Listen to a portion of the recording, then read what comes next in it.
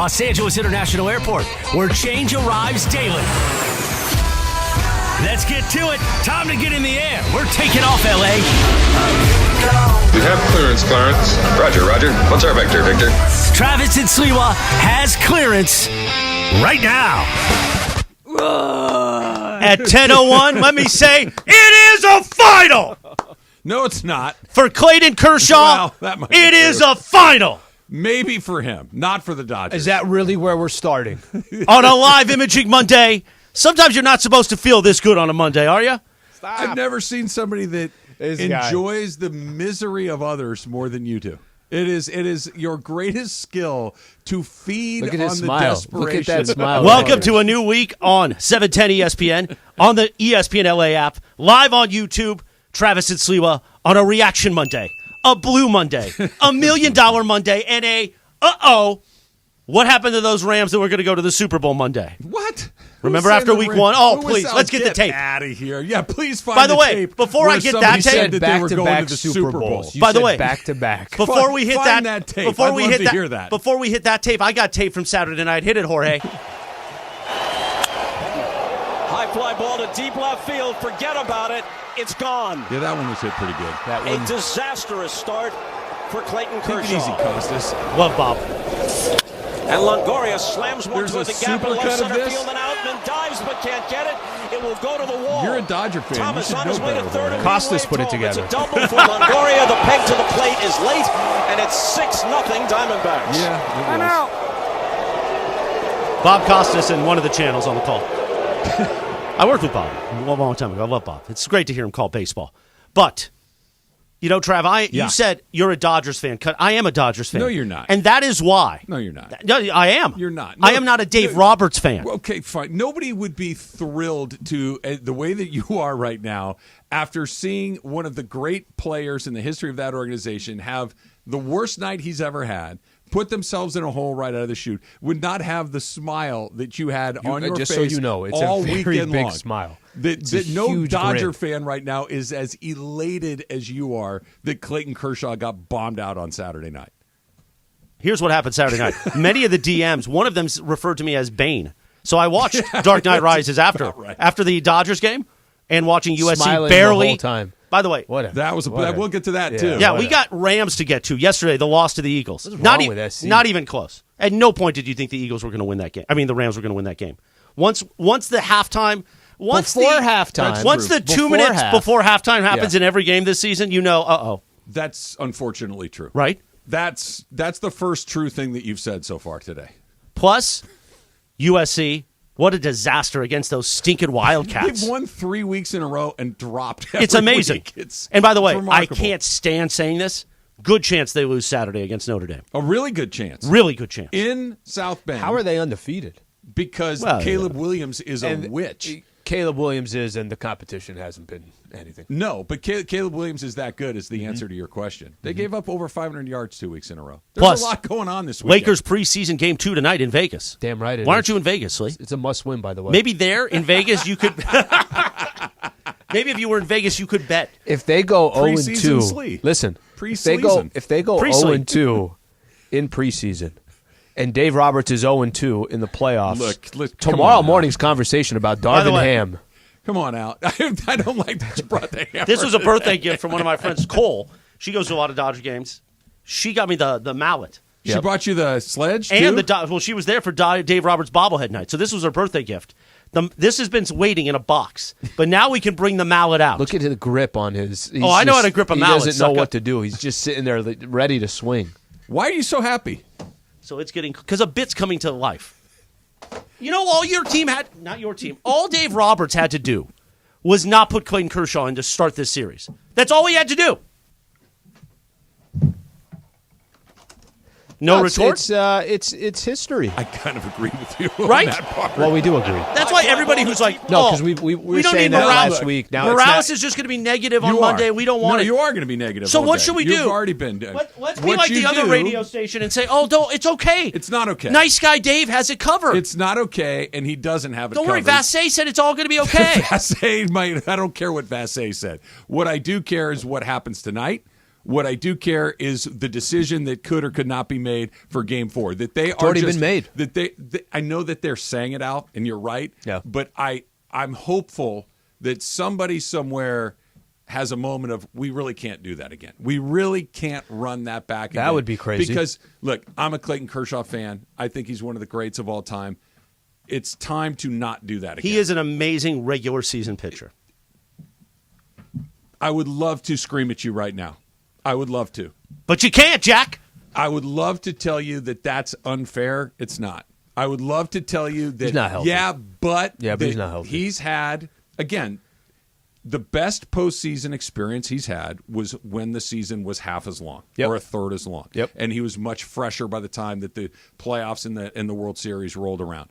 It's just true. There's no spinning it. It's just true. It is what it is. It just sucked. It just absolutely sucked to see what happened on Saturday, to happen to him, to happen like that. And I just don't want it to happen again for him and for the team, more importantly. Like, as bad as it was for him personally, it was worse for the team because all of that negative energy, you specifically. I'm just pointing out facts. All of that negative energy but you heard me talking about it for weeks leading up to it. It's not different because once Game 1 starts, if they fall behind, it's all back. It didn't take Game 1. But it took 10 minutes. This whole feeling bad for Kershaw, watching him on Saturday, this whole we're going to have Kershaw pitch Game 1 because it's Clayton Kershaw. It has nothing to do with whether he's the best pitcher on the team or not. That's actually the problem with the Dodgers. There's too much of this. I don't have a huge problem with them pitching him in Game 1. I would have pitched him in Game 2. I told you that as much last week, but he had to take a start in this series. It's okay he takes a start, but I'm going to go back to it's like there's such a, well, we have to do this because it's Kershaw. No, you have to win. I don't think that's why they did it, Al. I don't think they did it because it's Kershaw. I think they did it because, unfortunately, as mediocre as he was over the last month and the change of the season, he was their second best pitcher. He was. And I'm not saying that he's great. I'm not saying that it was anything other than mid, but he was their second best starting pitcher over the last month of the season. They didn't give it to them as a tip of the cap to 15 years of service. They gave it to him because he's one of two guys that you could reasonably put out there to start a series. Do you think Saturday was a choke job by Kershaw? No, he just got hammered. Yeah, I don't either. Yeah. I don't think it was a choke job. Stop. I think Stop. I think it's a pitcher that was pitching 89, 90 miles an hour. It was a pitcher that he hit the middle of the plate. I was just going to say, he threw, cut the plate in half. If everything he was doing in the past was about location, there was no location. No. Why is that going to change? It probably won't, and that's why I think it would be a mistake to do it again. I think it would be a huge mistake to just, and Dave said it, right? Like, I'm looking for it right here. And which one of these do I want? I'll play it. Okay, you play the one that we need about him pitching in Game 4, him being ready, Dave saying that we're going to run him back out. I thought tonight, if you look at the stuff, the velocity, I thought, you didn't get too much of a look at him, but I thought the stuff was good. It just what the hell is some he talking mistakes about? that they capitalized on. What is he talking about? Does this change or affect at all any plans for like when he pitches next? No, it doesn't. I think that if you look at it, he's going to pitch Game 4. And so that's kind of, I'm sure that's where his head's at. Okay, he's trying to be as positive as he can about what just happened. He's trying not to pile on, basically, with his stuff was good. Everybody knows it's not true. He knows it's not true. That he doesn't actually believe that the stuff was good because it clearly Can I wasn't. ask you a question? Sure. Why not just say, guys, he clearly didn't have his stuff tonight? He could have. He chose not to. He didn't. He chose not to. If you pile look on. at his stuff, it was actually pretty. What the hell is he talking about? He's wrong, and he knows he's wrong, and he doesn't actually believe it. Dave Roberts, for all of the criticisms that are fair on him, he's been around baseball for 30 years. He knows that wasn't good stuff. He knows that that's not what it is. The problem I have isn't him trying to massage whatever that disaster was on Saturday night. Yeah. It's just moving forward to Wednesday, Game 4, Wednesday potentially, and saying, oh, yeah, he's going to pitch Game 4. Why? Give me one reason. And the answer can't be, well, they don't have any other choice. Literally anybody but him in Game 4 would be a better choice. Dave should go out there and pitch. And for the people in the Travis and Sliwa community saying, I'm not a Dodgers fan. You're not. How can you listen to that audio of the Dodgers manager after you support this team year after year? Do beer prices go down?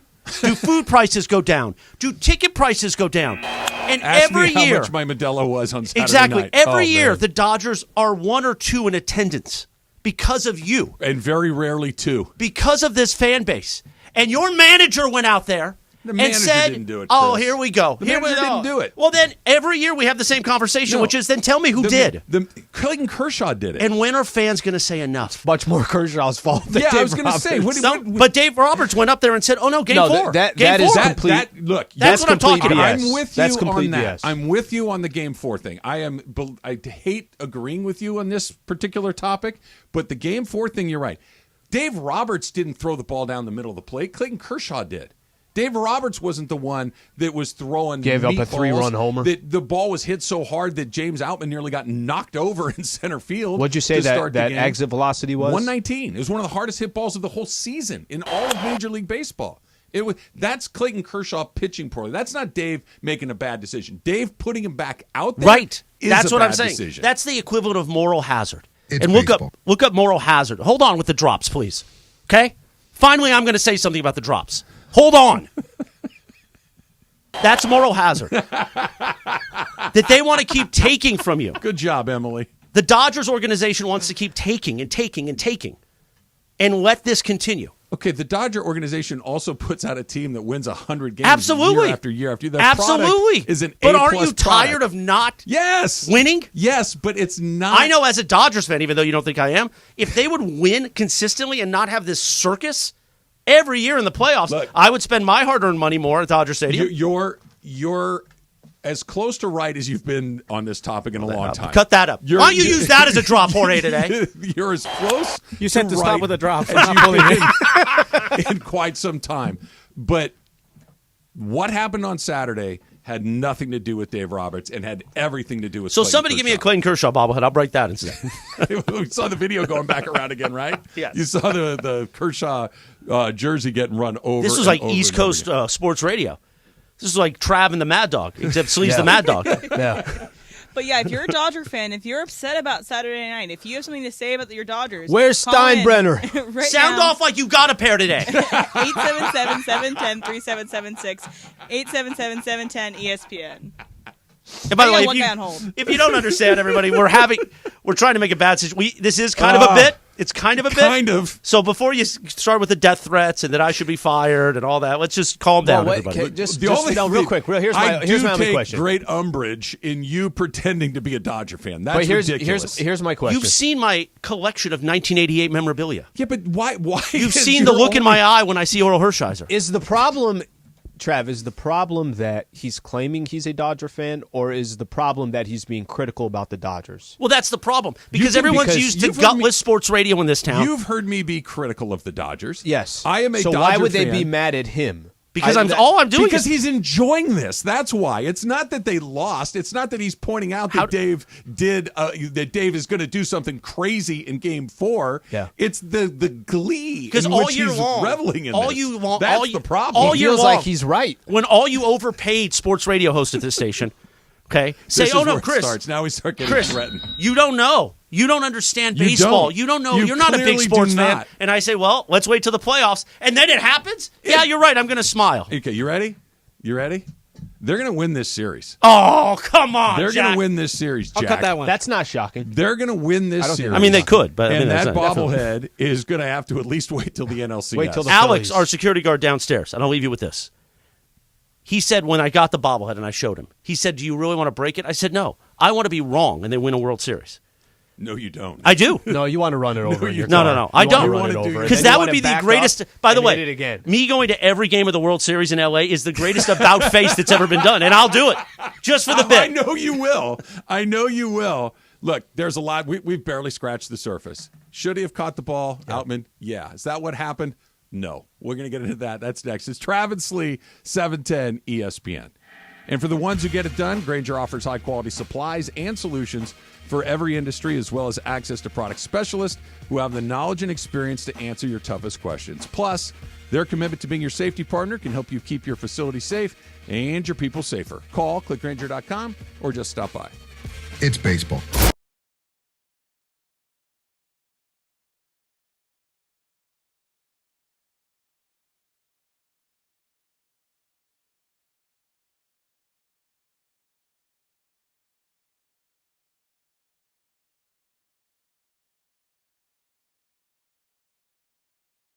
Hey, it's Corporate Greg Bergman. I am going to be at Hollywood Park Casino on Monday for Raiders and versus the Packers. And I don't really know what to do, Ireland. Raiders!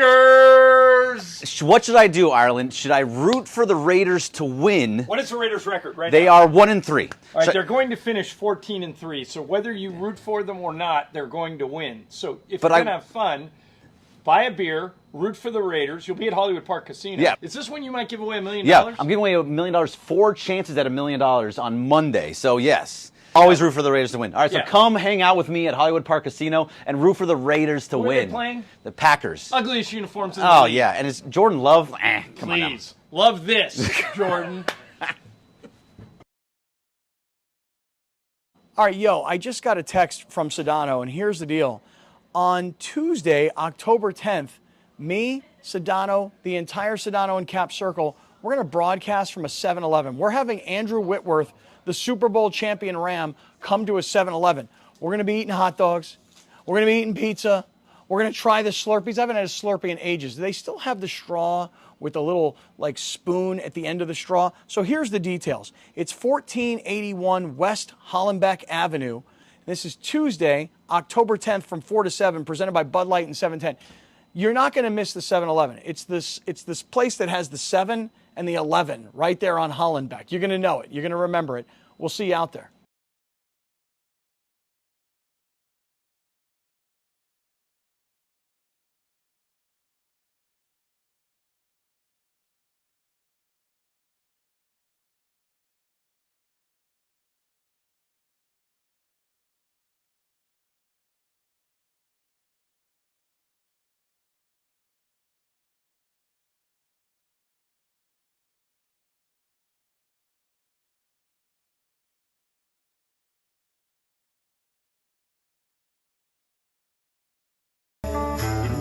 Super fun season.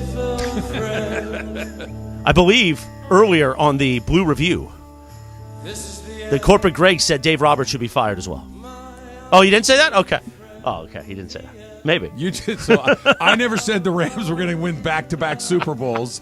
Greg never said Well, he that said Dave Roberts one Super Bowl. I said back-to-back. Well, any Super Bowls with this team. By the way, if you missed the anything Blue else you Review, wanna make up? him and Quentin Yates, be sure to check that out on YouTube at ESPN Los Angeles. Tomorrow at 9:30 in the morning, your chance to react before any of us get on Game 2. What will it bring? ...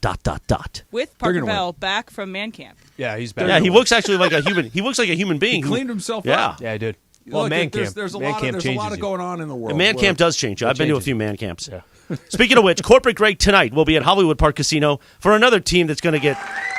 I have picked the Raiders because of JT the Brick, who comes on the afternoon show 3 weeks in a row. And again, I picked him again. I think I picked him. Yeah. I picked So him guess what? You're having a good week. I want to be a Raiders fan.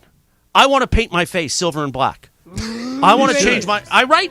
When you think the black hole, you think me. Yeah. Just right down the middle? Or put the Raider over your eye. Yeah, by the way, if there's one team that like you took, it's the Raiders. It makes sense, right? Yeah, that makes a lot But first of they sense. need... Oh, Corporate Greg coming in. Fresh off saying Dave Roberts should be fired on the Blue Review. Very excited about UCLA football, too. Okay, Yeah, you UCLA should be. football. Yeah, no, it's okay. We don't have time. Looks really good. But They got a way, defense. I need They do. Chris. I need you to come to HBC tonight. It's all in. Well, I can't. I got a dinner tonight. Wear the face paint to the dinner. No, wear the face paint to dinner. Come over afterwards. And Here's the thing. If the Raiders win tonight and show that they can actually play football and beat those stinking Packers, that's right. Morales will be part of the autumn wind. I mean, You're going to join Raider Nation? Is a pirate. I will join Raider Nation. I will buy a Jay Schrader for a week, or you'll No, join Raider I will buy a Nation? Jay Schrader jersey. I'm 2 weeks a year. Dude, you do know that the 80s ended, right?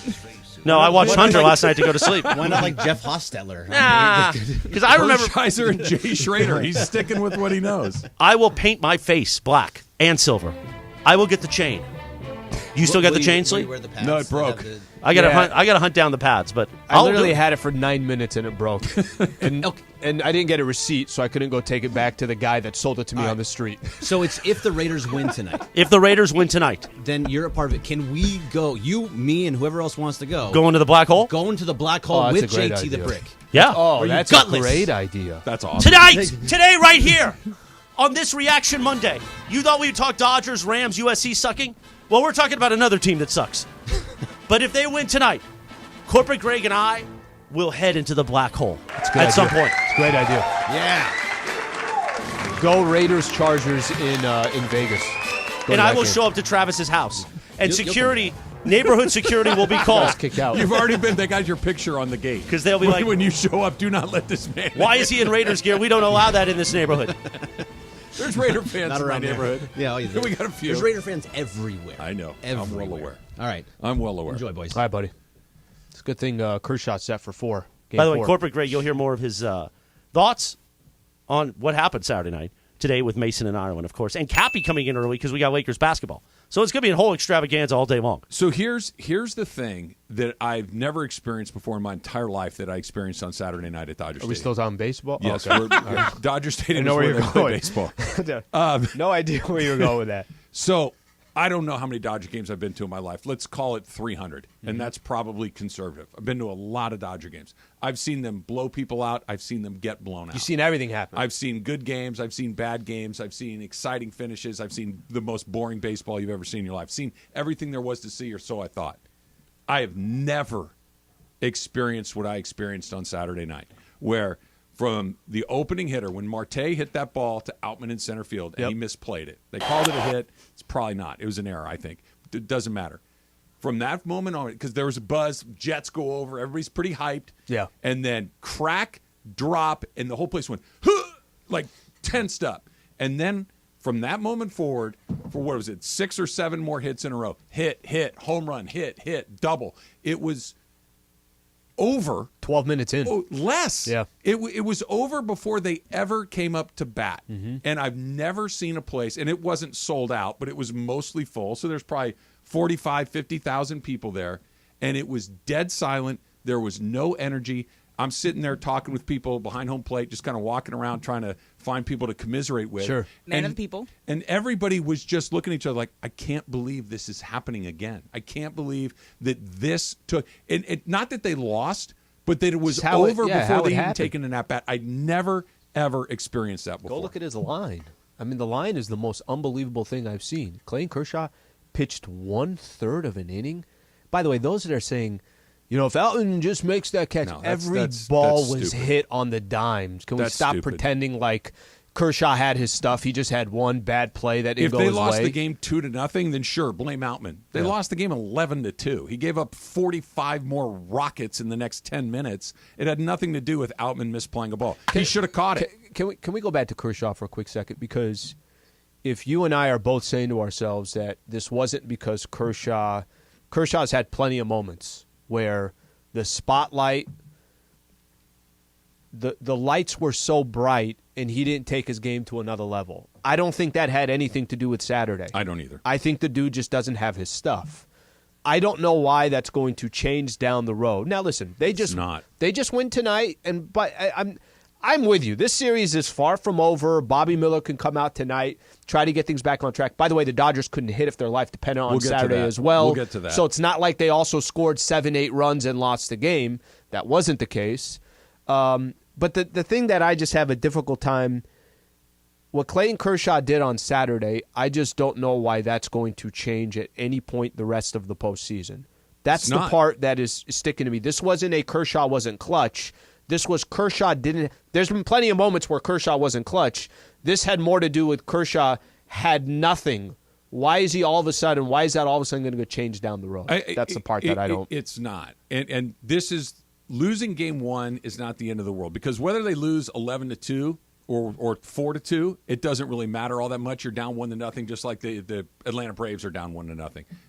Houston lost a game at home. Yeah. The Orioles lost both of their home games. So it is what it is. It was an ugly, ugly night. You win tonight, and you're right back where you're supposed to be. Until game 4. But what you can't do is continue to talk about this like it's not happening, that it's not right in front of your face, and it's comments like these from Clayton Kershaw that are just not true. You might not have had an inning like that your entire career. What did it feel like coming out? And was it surreal almost? Didn't feel great. Yeah, didn't feel great. Do you still feel like you can come back and start game 4? That's what Dave said the plan still is. Yeah, I'll be ready. Yeah, I'll be ready. You talk about feeling like you let the guys sitting here down. Kind of going forward with whatever you're dealing with right now. you still feel like you're physically capable of helping this team win games? Yeah, I feel fine. Yeah, I feel fine. I just didn't make enough good pitches obviously tonight. So there's nothing health related here. Just bad pitching. Did that first ball that James couldn't get to change the dynamic of that inning at all? Okay, That's listen. Outman's fault. Come on, Crenshaw. Listen, I respect that he's not going to blame anybody. I respect that he's not going to blame his health. He's clearly not fine. He's clearly not going to be ready. And Chris, I hate myself for saying this. Say it, baby. Yeah. You're right. If they do run him back out there for Game 4, it is a huge mistake. It is a huge, and this isn't a mistake, after the fact, that seeing what you saw on Saturday night, pretending that it didn't happen. And by the way, this wasn't just a bad night. He has not been the same since he went down for a month or so in July. He has never been the same since he's come back. Mm-hmm. He walks guys. He gives up home runs. I know that his ERA and all, whatever. He wasn't Clayton Kershaw, and that was the worst version of it. If they do it again, if they run him out there, and maybe you run him out there with like a zero tolerance policy, that the second a couple of guys get on base, you say, we got to go in a different direction. Mm-hmm. Maybe it's something like that. But this, we're going to let Kershaw go take a turn in the rotation, is a huge mistake. If you're not watching on YouTube, you missed me kiss Sli's hand just moments ago. Soft. I saw you shake. I didn't see the kiss. Yeah, he kissed. I shook, and then I kissed. Soft kiss. Your hands too. clean, Sli? My hands are always very, very... I have a high immune system, don't worry. That's how I'm still alive. All right, let's try one of these phone calls. Let's go to Murrieta out in the 909. Ed in Murrieta. What's up, Ed? Hey, guys. How's it going? What's up? You guys are cracking me up this morning, and I just got to say it, and I can't believe I'm going to say it, but Clayton Kershaw should never throw a pitch in a Dodgers uniform again. No. I don't agree, Ed. Good job, Ed. Ed, I don't disagree that Because he should it was maybe not Outman's throw fault? a pitch the rest of this postseason. But if he wants to come back, go to work again, I have absolutely... He was an all-star this year. He was a Cy Young candidate until he got shut down again. This idea that he can never pitch again is insane. He probably shouldn't pitch in the postseason this year, but get him... He's got to make a decision. I know we got to... I will tell you what Clayton Kershaw needs to do when we come back. It's Trav and Sli, 710 ESPN. It's a good tease. Thank you. Rotolo Chevrolet is where my Silverado comes from. It's where the other car I bought from Rotolo Chevrolet comes from. You've got to get yourself out to Rotolo. It's right off the 210 freeway, Sierra Avenue exit. You see Mike Capozio on TV. He's the dancing guy, right? Mike's always having a good time in his commercials. But what he does on the lot out at Rotolo Chevrolet is make sure that you have the customer service experience of your lifetime. That's how they've won Dealer of the Year 13 years in a row. That's why they're number one in sales volume year after year after year, because he makes it his mission to make sure that everybody on the team at Rotolo Chevrolet treats you like you're the most important person that comes into the store, because you are. To them, you absolutely are, and that's what they do every single time. Transparent, courteous, transparent, upfront. You're going to love your experience at Rotolo Chevrolet. Been through it a bunch of times myself. So if you're looking for that new Silverado, you're looking for that new Chevy car truck, no better place to go than Rotolo Chevrolet. 210 exit, or 210 freeway, I should say, Sierra Avenue exit. And when you get in there, tell them that Travis sent you. And if you can't go out, go online. RotoloChevy.com. That's ROTOLO, RotoloChevy.com.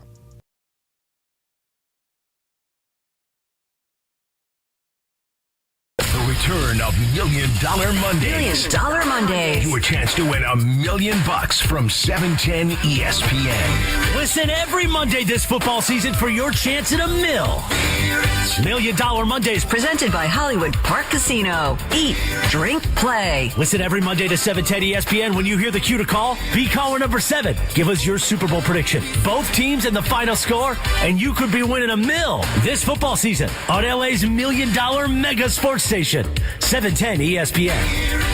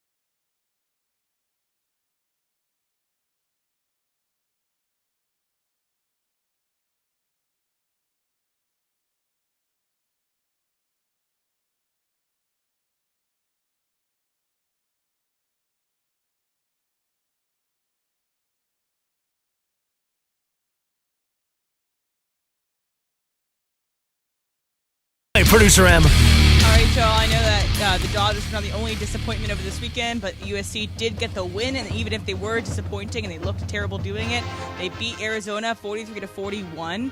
And the spread was 1.5. 21.5. So about that, you did well in your picks, Lee. So I have a couple things to say about this, and then we can move on from it. That's all I have to say about that. Arizona 100% should have gone for 2 in the first overtime. Oh, yeah. They had the opportunity to put USC away, and they did not. So that's on them. So let's stop right there for a second, because I could not agree with you more. That when you have the, in air quotes, inferior team, when you get a chance to win the game with one play, take it. Yep. Don't. The longer the game goes, the better chance the better team has of coming out on top. You basically, a 2-point conversion is basically a 50-50 shot. If you would have said to Arizona at the start of the night, hey, you want to run one play, and if you get it, you win, they would have taken it. And instead, they got a little cute, and they decided to kick it, and they end up losing in triple Go OT. for the kill. Mistake. You Of have the course. momentum. Of course. By the way, you got nothing to lose. Of course. It's much bigger for you to say, we lost to USC by 1 because we went for 2 at the end. Then they lost in OT, whatever the case. You had a chance to win it. Take the chance. No Flip the damn coin and just see you. it. Nobody's one's criticizing you. It's an easy go for it. Yeah, Brandon exactly. Staley would have gone for it. Slee. He would have. And I felt like the entire time watching it, just the vibes were so off, just so disconnected. I felt like the team was. So I'm going to play a sound both from Caleb Williams and from Mason Cobb. Mason Cobb made the final play to end the game, to seal the game for the USCs. But I'm going to play Caleb first. And so he was getting a lot of questions about the defense. And he seemed to not like that too much. We wouldn't have won that game without defense. We were we were down 17-0. So this whole defensive thing, our brothers, the score wouldn't be 43-41 without them. So put it simply that way. Sure, it probably wouldn't have been 41 points, Yeah, but regardless. there's no and then this is what Mason Cobb said about playing in games like this. To me personally, I don't want to win by 40 points. Like, I get bored. I want to, that grind, that grit, man. You can feel that. There's nothing like that. Nothing like that on the field when, maybe not everyone's cheering for you, and it's just it's 11 guys, man, together in a group. Keep dropping in the standings because you're not winning by 20 points. I don't know if this is how comas work, but am I in a coma? Yes. Is something happening? Because here's what's You are in a happening. coma. I don't have my beard anymore. Dave Roberts is telling me that everything's fine and that Kershaw's going to Everything's start okay. game 4. Mm-hmm. Caleb Williams is telling me that the defense is the reason they won the game. Mm-hmm. And a football player is saying they don't want to win games by 40 points. Am I on You life want support one or more? something? Did I get You hit by a car? Can I throw you one more? Lakers 0-1 in preseason. Well, that sounds about right. It's preseason. Who cares? But this is none of this stuff makes any sense. None of this makes even no sense. a hint of sense. All right, I want to go back to Kershaw for a second. And we're going to get to your phone calls here, 877-710-ESPN. Clayton Kershaw, I forget what the caller from Murrieta's name was, but he said he should never throw another pitch for the Dodgers ever again. I disagree with that, and I disagree strongly. But there is a decision that Kershaw needs to make. And he needs to make what I'm going to call the Roger Clemens decision, right? That Roger Clemens, one of the great pitchers in the history of baseball, whether you like him or dislike him, doesn't matter. He was amazing. What's he sound like? I don't have it in me right now. Okay. Sleep. Maybe later. My apologies. I'll circle This is the back only with time that I'm running on to the Kansas City, so as long as my teammates understand that I'm out there working hard every day, that's really all that I care about. Okay. Can we just take a second? The fact that I asked you to do it, and then you were about to say, no, I can't do it. I don't know if I'm ever going to ask. I had to find it. I get it. I had to find it. I understand it. Towards the end of his career, Roger Clemens said, you know what? I can still be high level, but I can't be high level for 6 months. I can't be high level for 7 months in that playoffs. What I can do is I can show up a little bit later than everybody else, and I'll join the team. And when we go through the second half of the season and the postseason, I'm going to be Roger Blanken Clemens.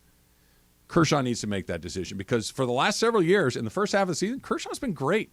Kershaw was an all-star this year. Kershaw started the all-star game the year before that. But by the time we're getting to the end of the line, he's out of gas. The last, 4 or 5 years, they've had to shut him down once or twice with You've a back always said thing that, and right? Hey, something's coming, right? So we can see in July or whatever it is. He's the first, and I'm just making up a number here, the first 100 innings or so of the season he throws, he's brilliant. So let's take those 100 innings and put them at the back of the season. I have no idea whether he wants to do that or not. My gut tells me probably not. That he's got pride, he's got all of these things that these great athletes have. But this idea of I'm going to start pitching in April when the season starts, and I'm going to give you as much as I can, and then get to the end of the line, which what we saw. And I give him all the credit in the world for being competitive enough to go out there with something far less, never mind his best, something less that's even average, and trying to pitch against a postseason team. I give him credit for trying, but the fact of the matter is he was throwing batting practice to those guys, and they smashed him. They can't keep doing that. They need to get those good innings at the back end of the season. So how they handle that for next year, we'll wait. But just to kind of look at where they're sitting today, Clayton Kershaw, okay, I get it. Clayton Kershaw is prideful. Clayton Kershaw is one of the greatest to ever do it, one of the greatest to ever rock a Dodger uniform. Clayton Kershaw wants the ball in Game 1 in the playoffs. I get all that. But how much are you hurting your team? I don't know if that's his decision. I think at some point, this is why I think the Dave Roberts, that quote is just mind-boggling to me. The part about he him actually had his stuff. It's just... Yeah, I think you're putting too much stock in that. Okay, then let's say I'm putting too much stock in it. But if I'm putting too much stock into it, the question's going to be what happens in Game 4 if he's going to get the ball in Game 4. That I'm with you on. He could say something right after the game to just say it. That's fine. But his actions are going to speak louder in what happens in Game 4. Sometimes you got to protect your own players. Because if Clayton Kershaw is saying after a game it was embarrassing, that's the word he kept using, is embarrassing. I feel bad that he was using that word. It was embarrassing. Go look at that stat line when the game was, or when he's walking off the field, Dave Roberts is getting the ball from him. It said 0.1 innings pitched, 6 earned runs, blah, blah, blah, go down the list. Your manager has to also protect your player. You cannot tell me from what you saw on Saturday that there's anything left. Trav, maybe I'm wrong. I actually don't disagree that you give him one more opportunity. It's just, hey, is he getting 4 pitches, 10 pitches, 12 pitches? It might be that. Is a guy getting on, 2 guys getting on, you're saying, okay, we got to pull him because they have no other choice? But moving forward, it cannot be about, well, Clayton Kershaw's giving it everything he's got. You trying to win a playoff game or not? You trying to win a playoff series or not? I get the history of Clayton Kershaw. That's fine. I understand it. But ultimately, you're a team that again won 100 games and are facing the Arizona Diamondbacks that should not be in the same league with you. Can I be a counterpoint here just slightly? What if that was an anomaly game? What if Game 4 can be different and he can be Kershaw again, and then this was just out of the blue? It's a good question. Let him pitch 10 pitches and see what happens. It's a good question, Em, but I think the reason that you can't chalk it up to an anomaly, I don't believe, is because he wasn't pitching well towards the end of the season. He's had all sorts of playoff, if you want to be charitable, hiccups in his career, right? That it's a combination of 2 trends that are deeply troubling. Postseason struggles, right, and the end of the year, he didn't pitch well. Now, was he that bad? Of course not. But Clayton Kershaw never walks guys and was walking guys. Clayton Kershaw was getting barreled up at a rate that was far more significant than anything he's had. He's throwing 88, 89, 90 miles an hour. All of these things lead you to believe this isn't an aberration, that this is the guy. This is his stuff right now. Mm-hmm. This is how shocking what happened Saturday night was. And not that he pitched poorly, but that he pitched that poorly. Jorge, you were there. You and I were sitting. Yeah. We weren't together at the time, but you were there. You text me in the middle of the first. Yeah. Turn back. They didn't even boo him. Everybody was so in shock. I mean, there were a few, but you would think if you have a guy that gets 1 out in a playoff game, that as he's walking out of the game, they're going to shout. And it was shocking what was taking place. Everybody's like, is this really happening? But that was everybody. And I even the Dodgers, look at Freddie Freeman after that 3-run homer. And as who hit the 3-run homer? Montero. As Montero is rounding first and he's passing Freddie Freeman's just like staring into nowhere land, like what the hell just happened. This is a lot of it is the players as well. We're just also in that exactly what I was telling you for the last month. Guys, if they fall behind, it's everybody in that dugout, everybody in that clubhouse, everybody in that locker room was going to have the, oh no, not again. And it took half an inning. But isn't it half an inning? Well, this is what Freddie Freeman had to say after the game about all this. I don't think anybody in the baseball world is expecting that, but next time Clayton Kershaw's on the mound, we'll be just as confident again, and hopefully we can get him back. Yeah, it's not gonna happen. I promise you that. We've got a lot of young guys with great heads on their shoulders, a lot of good veterans in this clubhouse. We'll throw this one away and get ready for Monday. I'll tell you this. It's also, I get tight, this, that, all that stuff. You're down 6-0 before people literally have taken their seat. That's a different scenario. That conversation. I actually, watching the Dodgers a lot this year, there's a lot of games they're down 3-0. They're down 4-2. They come back in those games. Yeah. Dodgers were resilient all season. 6-0 before people sat. They haven't even paid for their parking yet, and the game was already over, it felt like, from that perspective. So I got to the game late by my standards. I literally picked up my credential, and I walked through the entrance. And by the time I was able to see the field, the ball was going to center field. And I saw Outman kind of overrun it and misplay it, and it drops. And it went from excitement to, uh-oh, it's happening. One guy. And then by the time the next guy that got a hit and the run was in, and then then there's a ball off the wall, then there's a ball into the seats, there's another base hit, that it happened so quickly, you're right, that there wasn't even time to process that, okay, we're going through. But I guarantee you, as those guys are running around the bases, whether it's Freddie, whether it's Mookie, whether it's any of these guys that have been around for a minute or two, it's, oh my gosh, we're going to have to go through this all over again. And I don't believe that those guys think they're going to lose the series. I don't. I think they're going to win the series. But it is exactly the scenario that I feared, Slee, which is you fall behind, you lose a game, and now whatever pressure was there just because it's the playoffs just got turned up to 1,000% because now you're dealing with an 84-win team that's 5-24 over the last 2 years in Dodger Stadium that just beat you by 9 runs. It's here we go again all over. That's every athlete. That's the way that it goes. And coming off winning 2 straight against Milwaukee, feeling good about. By the way, house money. We got nothing to lose, and that's how they're playing. Ask Slee coming up next. It's Travis Lee, 710 ESPN. If you get hurt in an accident, call Sweet James. Doesn't matter what type of accident it is, right? It could be a car accident, it could be a truck accident, it could be a motorcycle accident, a dog bite, whatever it is. You need to call Sweet James because there's a lot of people that can do a settlement. There's a lot of people that can, argue with the insurance company for you for this, that, or the other thing. But Sweet James, they have an entire pre-litigation department that their job is to get you not a settlement, but the settlement that you deserve. And if you don't get the settlement that you deserve, that's when they go to trial, right? They have over 500 trials under their belt. That is a lot more than most, right? Only 4% of these cases go to trial. Those are the ones that pay. Those are the ones that change your life. Those are the big ones. Why would you call anybody other than the best? That's Sweet James. 98% win rate. 1-800-9-million. That's 1-800-900-0000 and sweetjames.com. Hey, it's Corporate Greg Bergman. I am going to be at Hollywood Park Casino on Monday for Raiders and versus the Packers. And I don't really know what to do, Ireland. Raiders!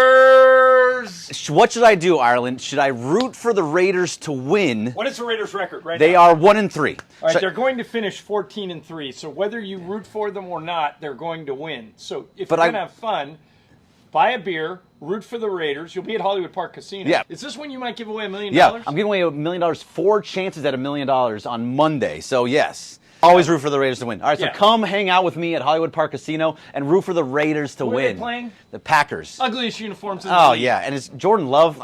Come on now. Please. Love this, Jordan. All right, I just got a text from Sedano, and here's the deal. On Tuesday, October 10th, me, Sedano, the entire Sedano and Cap Circle, we're going to broadcast from a 7-Eleven. We're having Andrew Whitworth, the Super Bowl champion Ram, come to a 7-Eleven. We're going to be eating hot dogs. We're going to be eating pizza. We're going to try the Slurpees. I haven't had a Slurpee in ages. Do they still have the straw with the little spoon at the end of the straw? So here's the details. It's 1481 West Hollenbeck Avenue. This is Tuesday, October 10th from 4 to 7, presented by Bud Light and 710. you're not going to miss the 7-Eleven. It's this place that has the 7 and the 11 right there on Hollenbeck. You're going to know it. You're going to remember it. We'll see you out there. The return of $1 Million Mondays. $1 Million Mondays. Your chance to win $1 million from 710 ESPN. Listen every Monday this football season for your chance at $1 million. $1 Million Mondays. Presented by Hollywood Park Casino. Eat, drink, play. Listen every Monday to 710 ESPN. When you hear the cue to call, be caller number 7. Give us your Super Bowl prediction. Both teams and the final score, and you could be winning $1 million this football season on LA's $1 Million Mega Sports Station. 710 ESPN.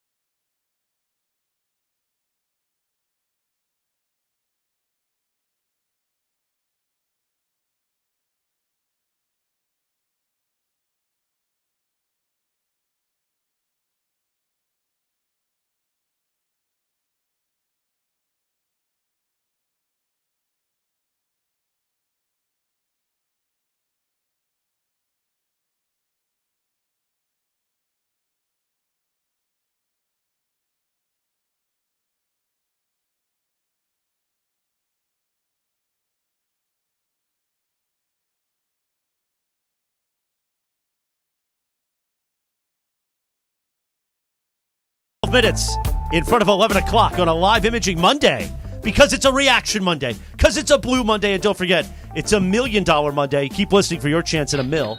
When you hear the cue to call, be caller number 7, and you just got to give us the Super Bowl matchup, the two teams and the final score, and on Super Bowl Sunday, you could be winning $1 million, and just for playing, we'll give you 2 tickets to SoFi Stadium to see some teams play there. Some teams. I have a feeling there's going to be a lot of Niner picks moving forward. You think? Yeah. I think that's a Probably good safe bet. bet. I think that's a good bet. They look amazing. Meanwhile, it is time for a Monday Reaction Monday edition of Ask Slee, presented by our friends at Harrah's Resort SoCal. In Funner, California, you could go do stuff. Harrah'sResortSoCal.com, I think. So much stuff. That's right. A lot of stuff. Harrah'sSoCal.com. You got it right. Harrah'sSoCal.com. Meanwhile, time for Ask Slee. I'm going to start here.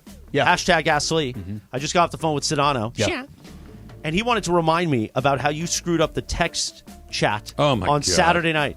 Ugh. Like, Ramona sends it to 40 of us. And it's thrown off because of one green bubble. So when are you, one Alan Sliwa, I got to make this a question, right? Hashtag Ask Slee. Sure. Going to finally get with it and come back to the blue side, especially on a Blue Monday. Yeah, it's titanium now.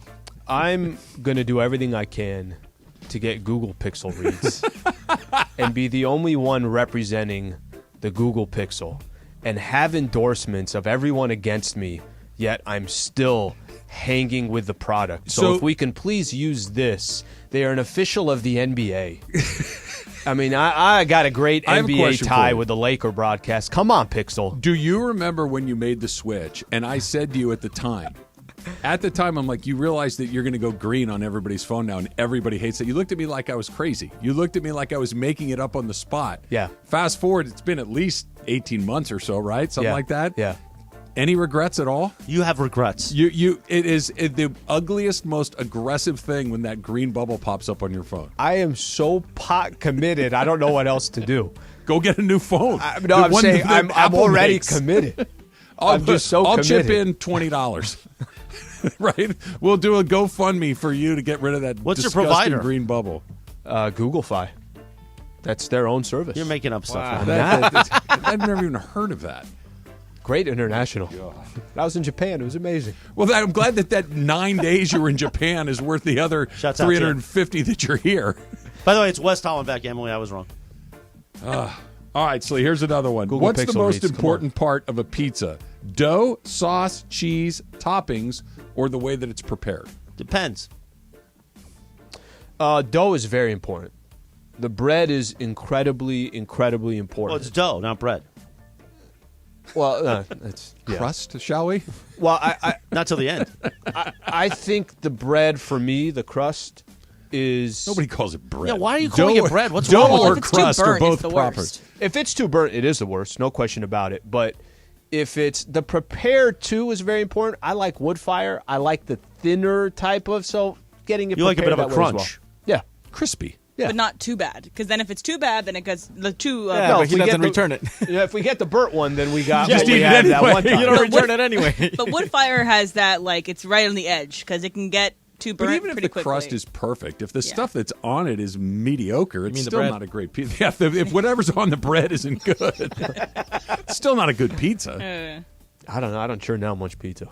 I really don't. All right, so this one's from Daniel Tapia, and he asked, would Slee rather be the guy remembered for one bad play in a major sport, or the guy in a horrible movie that tanked? I'd rather be the guy remembered for the horrible movie that tanked. We've had examples of players that you only doesn't matter if they had a Hall of Fame career. If they made a mistake in a big moment and that's all you remember, give me I'll take the tanking in a movie. There's a lot of bad movies out there. There's a lot of this. I think it's easily forgotten. A sports play for your city or your team, they'll never forget you. So give me the bad movie. All right. All right, this one's from Jacob 15 minutes ago. What's the first thing you notice about someone after the first time you meet them? First thing I notice... Whether they're wearing cologne or not? It takes a while to do it, but I think first impressions are they genuine? You know, is there the conversation, the small talk, is it genuine, or is it like they don't really care, they're just doing it for small talk? I notice that a lot. Also notice, one other thing to notice is, I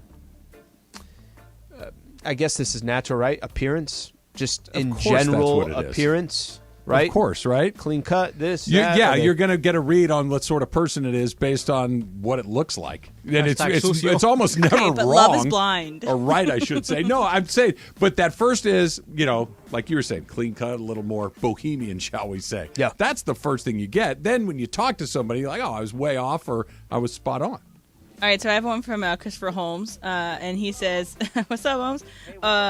Are there any cool parking enforcement people? They Cool wake up and parking? choose violence. You imagine that job?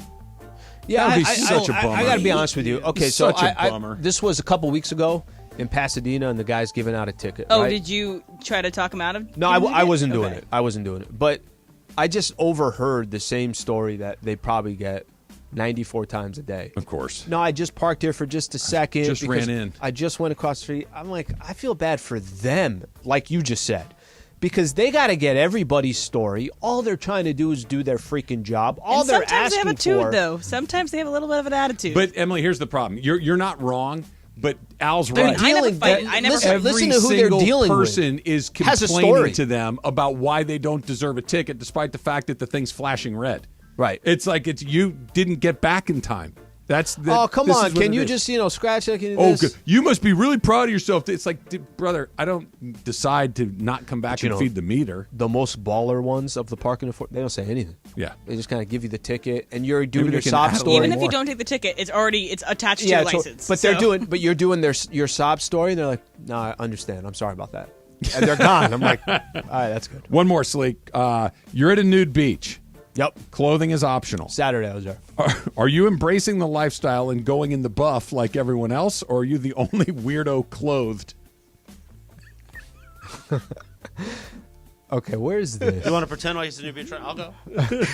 Isn't Black's Beach down in San Diego I was a nude just going to say, so if you walk far enough in Torrey Pines towards that North. direction. Isn't Actually, I it? think it's south. Is it south? I think you're Okay. going south. I'm glad But I went north. Why? What are you afraid of? Why? I think A you lot. run into Black's Beach as you go Yeah. down that way.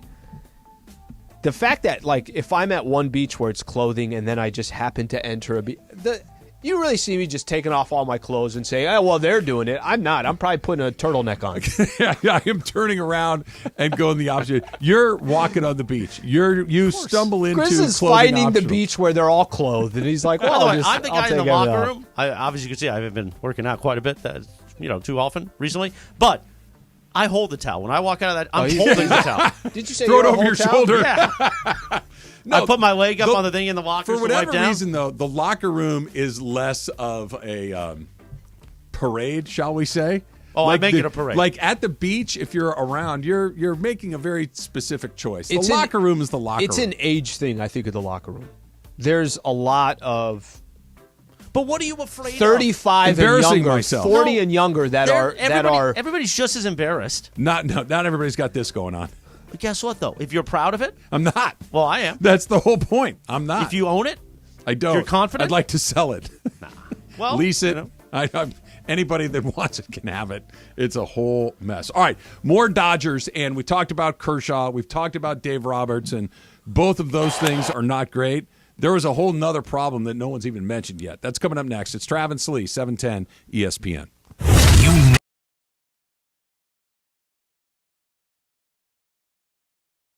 Hey, it's corporate Greg Bergman. I am going to be at Hollywood Park Casino on Monday for Raiders and versus the Packers. And I don't really know what to do, Ireland. Raiders! What should I do, Ireland? Should I root for the Raiders to win? What is the Raiders' record right They now? are 1-3. All right, they're going to finish 14-3. So whether you root for them or not, they're going to win. So if you're going to have fun, buy a beer, root for the Raiders. You'll be at Hollywood Park Casino. Yeah. Is this when you might give away $1 million? Yeah, I'm giving away $1 million, 4 chances at $1 million on Monday. So, yes, always root for the Raiders to win. All right, so come hang out with me at Hollywood Park Casino and root for the Raiders to Who win. are they playing? The Packers. Ugliest uniforms in the Oh, league. yeah, and it's Jordan Love. Come on now. Please. Love this, Jordan. All right, I just got a text from Sedano, and here's the deal. On Tuesday, October 10th, me, Sedano, the entire Sedano and Cap Circle, we're going to broadcast from a 7-Eleven. We're having Andrew Whitworth, the Super Bowl champion Ram, come to a 7-Eleven. We're going to be eating hot dogs. We're going to be eating pizza. We're going to try the Slurpees. I haven't had a Slurpee in ages. Do they still have the straw with a little spoon at the end of the straw? So here's the details. It's 1481 West Hollenbeck Avenue. This is Tuesday, October 10th from 4 to 7, presented by Bud Light and 710. You're not going to miss the 7-Eleven. It's this place that has the 7 and the 11 right there on Hollenbeck. You're going to know it. You're going to remember it. We'll see you out there. The return of $1 Million Mondays. $1 Million Mondays. You a chance to win $1 million from 710 ESPN. Listen every Monday this football season for your chance at $1 million. $1 Million Mondays. Presented by Hollywood Park Casino. Eat, drink, play. Listen every Monday to 710 ESPN. When you hear the cue to call, be caller number 7. Give us your Super Bowl prediction. Both teams and the final score, and you could be winning $1 million this football season on LA's $1 Million Mega Sports Station, 710 ESPN.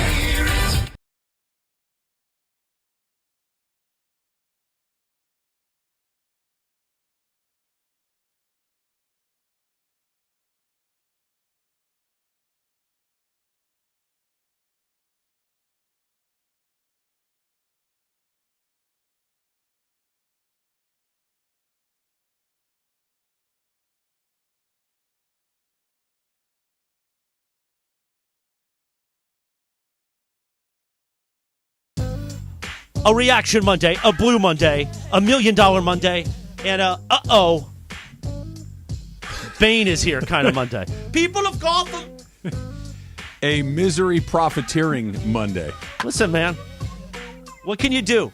You got the highlight? Play the highlight, Jorge. Oh, stand by. Can I tell you something? Yeah. If I'm the optimistic one in a situation, you don't want to be on the other side. You're not optimistic. You know the truth, but you're like I am optimistic. You're like everybody else, and that's why while everybody hates me, I'm speaking facts. No, you're not. Yeah. You are. I'm not? No. Okay. You are on this idea that it's over after one game. They're in a hole. No question about it. No, it's not Kershaw over. was dreadful. Dave Roberts should never put Kershaw back into game 4. But he's going to game 4. He says he is. I'll believe it when I see it. The series is not over. The series is not even close to over. Let me ask this. They lose tonight. Does game 1 track with what I've been saying all year? Just asking. Yes. Okay. Meanwhile, hit the sound. And Longoria slams one toward the gap in left center field, and Outman dives but can't get it. It will go to the wall. Thomas on his way to third and being waved home. It's a double for Longoria. The peg to the plate is late, and it's 6-0 Diamondbacks. I'm out. The timeout didn't need to be in there. Bob Costas and Turner are one of those channels on the call. What channel was I on? Was it TBS? Was it True TV? Yeah, TBS. Oh, okay. Look, they need to win tonight. Dave Roberts said, there's a quote that I just saw out here saying that he's going to manage this game. This is a quote. For me, that's the best option. I see it as the only option. So I'm going to manage Game 2 like it's Game 7. And I'm going to do the same thing for Game 3. And I do think that's kind of how the fallout will be. But again, could things change? Possibly, yeah, talking about Game 4. But I've still got all the confidence in our guys preventing runs, using them in the right way, and the best possible way to win baseball games. But, yeah, I think the fallout is Clayton is going to start Game 4. Please stop with that drop. Did that just come out? 23 hours ago. Oh, never mind. I was going to take credit for it. Yeah. That Dave Roberts took out of his AirPod. He detached the ear pod from the other radio station where they tell you the non-facts. Okay. That, everything's great. Hey, man, It's nice not guy great. Dave is going to be okay. No one's saying it's great, but we will give you real Dodgers talk here today. The idea that it's over is wrong. Here's what is a problem. Okay, you can steal this and say this later like you came up with it yourself. What's that supposed to mean? What the hell happened? Yeah, what just happened here? Because he doesn't like it because nice guy Dave is proving to be what I said he was. Dave should not pitch him in game. What did Dave have to do? Hold on, I don't want to get off the point. I don't want to get off the point. Guys, it's Outman's fault. The problem is moving forward. They didn't hit for you know what in Game 1, and we need to get you facial hair in here stat. Why? Because it's a lot, man. I'm not pretending that if I shaved my entire facial hair that it would be good to look at. I look younger, but I look a lot fatter. No, you do not look younger. Oh yeah, I do. No, you don't. Yeah, you do. 100% I do. Yeah, 100% I don't. I agree with Chris. So you don't look younger. Big surprise. Big surprise. If there's a way to vote against me, I don't worry about look at that. this guy. No. Gutless. I look a lot younger. That's all I got all weekend long. That's for sure. That's about all you got. Are you done? Go ahead. I was trying to go ahead. Go ahead. They need to hit. Their pitching is at best average. They need to hit. They had 3 hits through 7 innings. Yeah. That's the biggest. Kershaw was dreadful. Sheehan wasn't much better. They need to hit because no matter what happens going forward, if they can, these guys are not a good team. They had 84 wins. I know they're hot right now. I know Corbin Carroll's whatever. They have to hit in this group, and they haven't. This is what happened to the Padres last year. It wasn't that the pitching was bad. It's that they never hit. They didn't hit again on Saturday night. They better hit tonight. I think Game 1 was such a. I don't want to blame the offense because they gave up 11 runs, right? So that you're not wrong that, hey, ultimately the Dodgers, if I'd have told you the Dodgers were going to score 6 runs in Game 1, you would tell me they're going to win that game. Well, they would have lost 11-6. So you're not wrong on the hitting part of it. There were so many things that happened on Saturday that only took 10 minutes that the whole thing was so odd. I don't remember watching a baseball game, especially in the postseason, where that happened 10 minutes in and it felt like the game was already over. So, yes, they need to hit. The bigger question is going to be, and Freddie Freeman was talking about this, you turning the page on Game 1. That's the bigger question. The bigger question is, are they walking into tonight's matchup with anything left in their mind of what happened in Game 1? Or are they going to be the Dodgers that we saw for 100 wins? And that Dodger team, it's not like the 111 and this and that. It's a team that plays loose. It's a team that can manufacture runs. It's a team that does not need to just depend on Mookie and Freddie to drive in runs. The bottom of the lineup was good as well. What team is it going to be? And I think that's my biggest question is, does anything stay from Game 1 to Game 2? You can't turn the page until you start to hit the ball. You can't turn because, look, even if they get Miller goes 3 up, 3 down. Okay, Dodgers come up, you go up 3, they go up 3 up, 3 down. They have until they have a lead, until they win a game. That pressure is enormous. In particular, Chris, to your point, on Dave and on the front office, because you cannot, if it does go the way that you're hoping it goes. That's Morales, not true. If it does go that way, what the hell do you do? Mm-hmm. You're going to break up a team that won 100 games? No.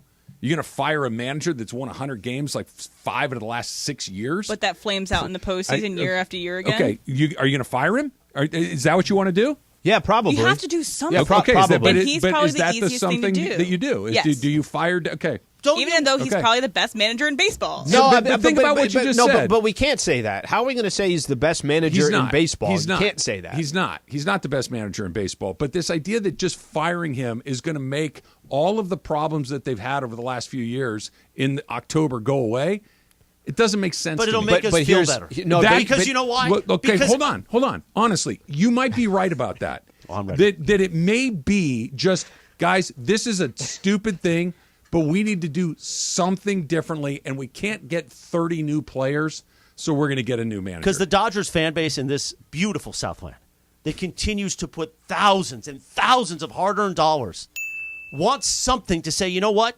Somebody realizes that this isn't acceptable anymore. Well, you keep raising ticket prices and parking.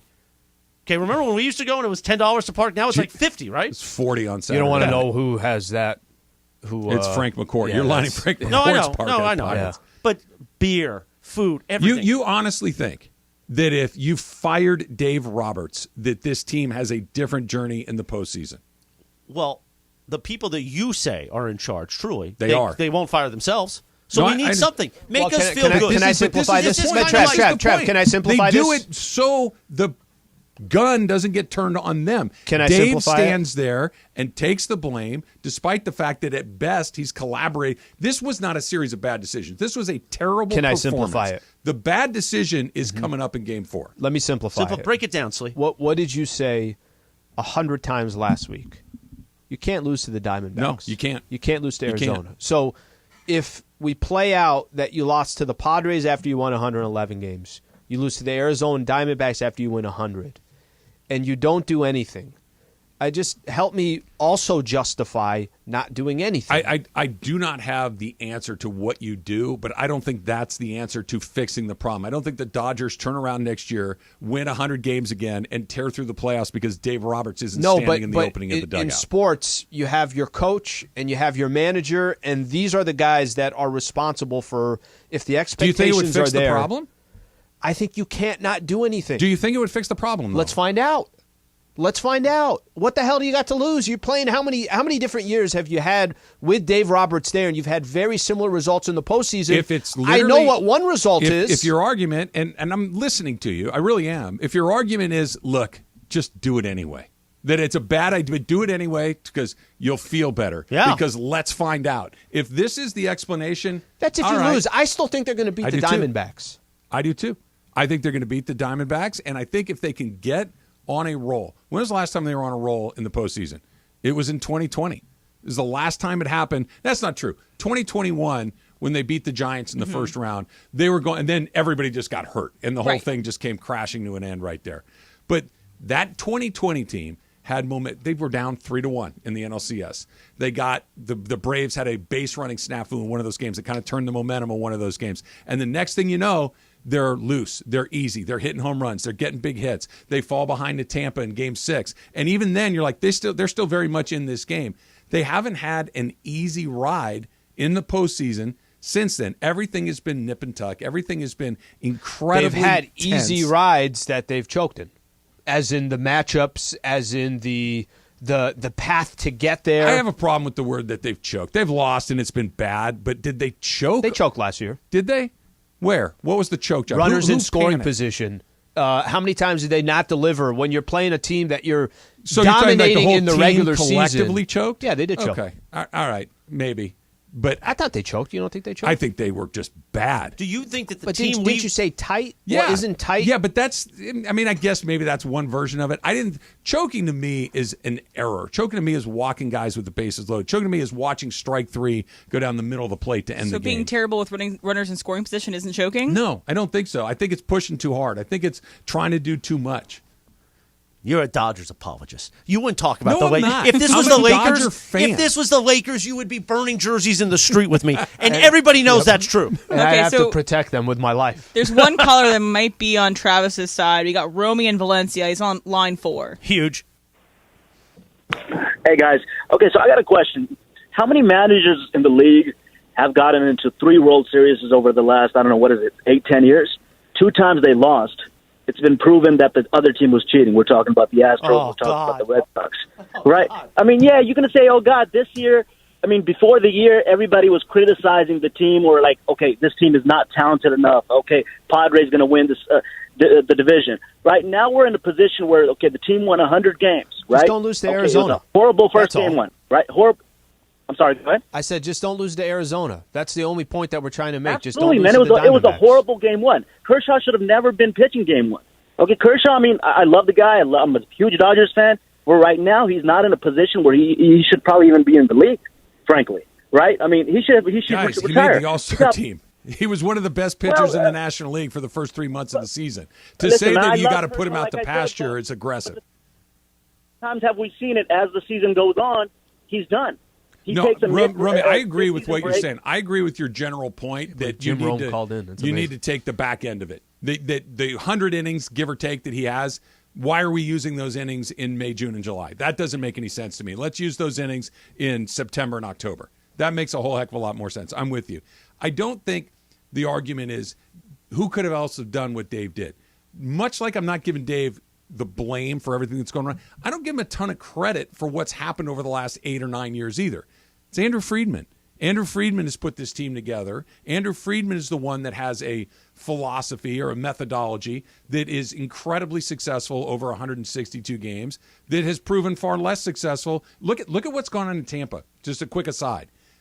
He built that, right? And the guys that came in to replace him when he came to L.A. have continued to run. They win a million games and they get beat in the playoffs too. There's something about the construction of what they've done in the regular season that is virtually bulletproof. It's almost guaranteed to give you 90, 95, 100 wins. But that same structure when it comes to, hey, tonight is the night or tomorrow is the night, that doesn't have nearly the same impact. That's not a Dave Roberts thing. That's an Andrew Friedman thing. And we can go around and around and around. It's not a Dave Roberts thing. It's an Andrew Friedman thing. Gosh, you're an apologist. Don't you just want somebody to get blasted because they deserve it? I want the right person to take the blame for it. And you really want to get rid of Andrew Friedman? No. There's no way. So there's you no can one to tell me. blame. This is the same thing. Players, Yeah, the never to blame. players are to blame. So then Clayton Kershaw shouldn't start Game 4. No, he should say to Chris. He should say, you know what, guys, I don't have it anymore. Have I said that he should start Game 4? No. But we need somebody to blame. That's ridiculous. It's a Reaction Monday. Nothing's ridiculous on a Reaction Monday. Let's talk about the Rams so you could go, oh, Matthew Stafford. He was pretty good yesterday, right up until they couldn't move the ball in the second half. We should have 1/2 football games. First quarter, halftime, game over. That's next. It's Travis Lee, 710 ESPN. The most followed.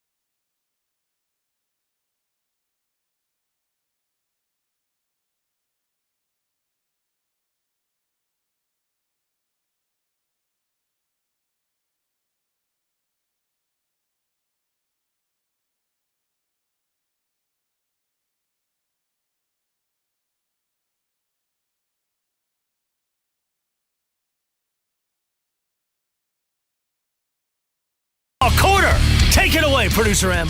All right, y'all. So I'll tell you about a real team that choked, and that is Miami, University of Miami football. So they lost their game 23-20 to Georgia Tech. And this is so all they had to do to end the game is take a knee. I believe there was 23 seconds left on the clock or 30 seconds left on the clock. They could have kneeled, and it would have been over. But this is what they chose to do instead. You should not be handing this football off. Right.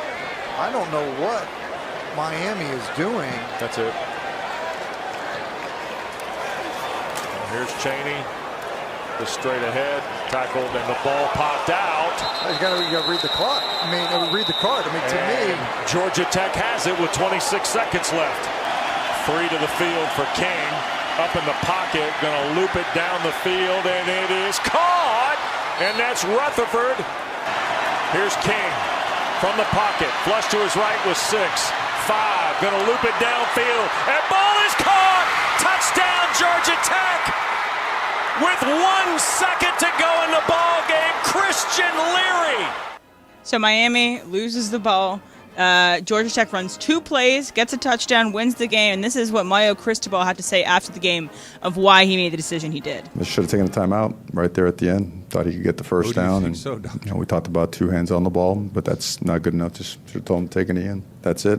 Fumbled the ball at 25, and they went 75 yards in 2 plays. So I'm not going to make an excuse for it or say he should have done this or that. That's it. We should have done it. Sometimes just get carried away with, hey, just finish the game and run it. But I should have just stepped in and said, hey, just take a knee. So this is coaching malpractice to a T, right? I see what he was trying to do. It makes sense. Just get one more run in when the game's already over. And also then blame it on your running back and saying, we tell him to hold the ball. That was weird. With 2 hands. Do you? Why don't you tell I think the running back knows that because he's played football. Why don't you just tell your quarterback to just take a knee, buddy? This is Brandon Staley level stupid. This is, and that's saying something. Damn, that's right? like a nickname. That it is. It's Brandon Staley level stupid. Where just stay stupid, do nothing, and win the game. Is there an easier decision of just literally stand there and do nothing and you'll win, or do something? Well, everybody would choose do nothing except for Brandon Staley and Mario Cristobal. You're talking about the Raiders Chargers a couple tie. Years ago, the tie at the end of the day. If they tie, they both go to the playoffs. Instead, they ran a play. Raiders end up winning the game. It is Brandon Staley level stupid because just this is literally actually. I will say this. This is stupider. Over. This is stupider. No, believe it or it's not, exactly the same. Believe it or not, I feel like. What's the difference? Just do nothing and you win. It's exactly the same thing. You can't be. Let me explain something to you real quick, Al. You can't be more than the maximum amount of stupid. There's a level that you can't go higher. Like, this is the stupidest thing that can happen. You can meet it, but you can't exceed it. How about Miami was undefeated before that game? They're about good, to go Al. 5-0.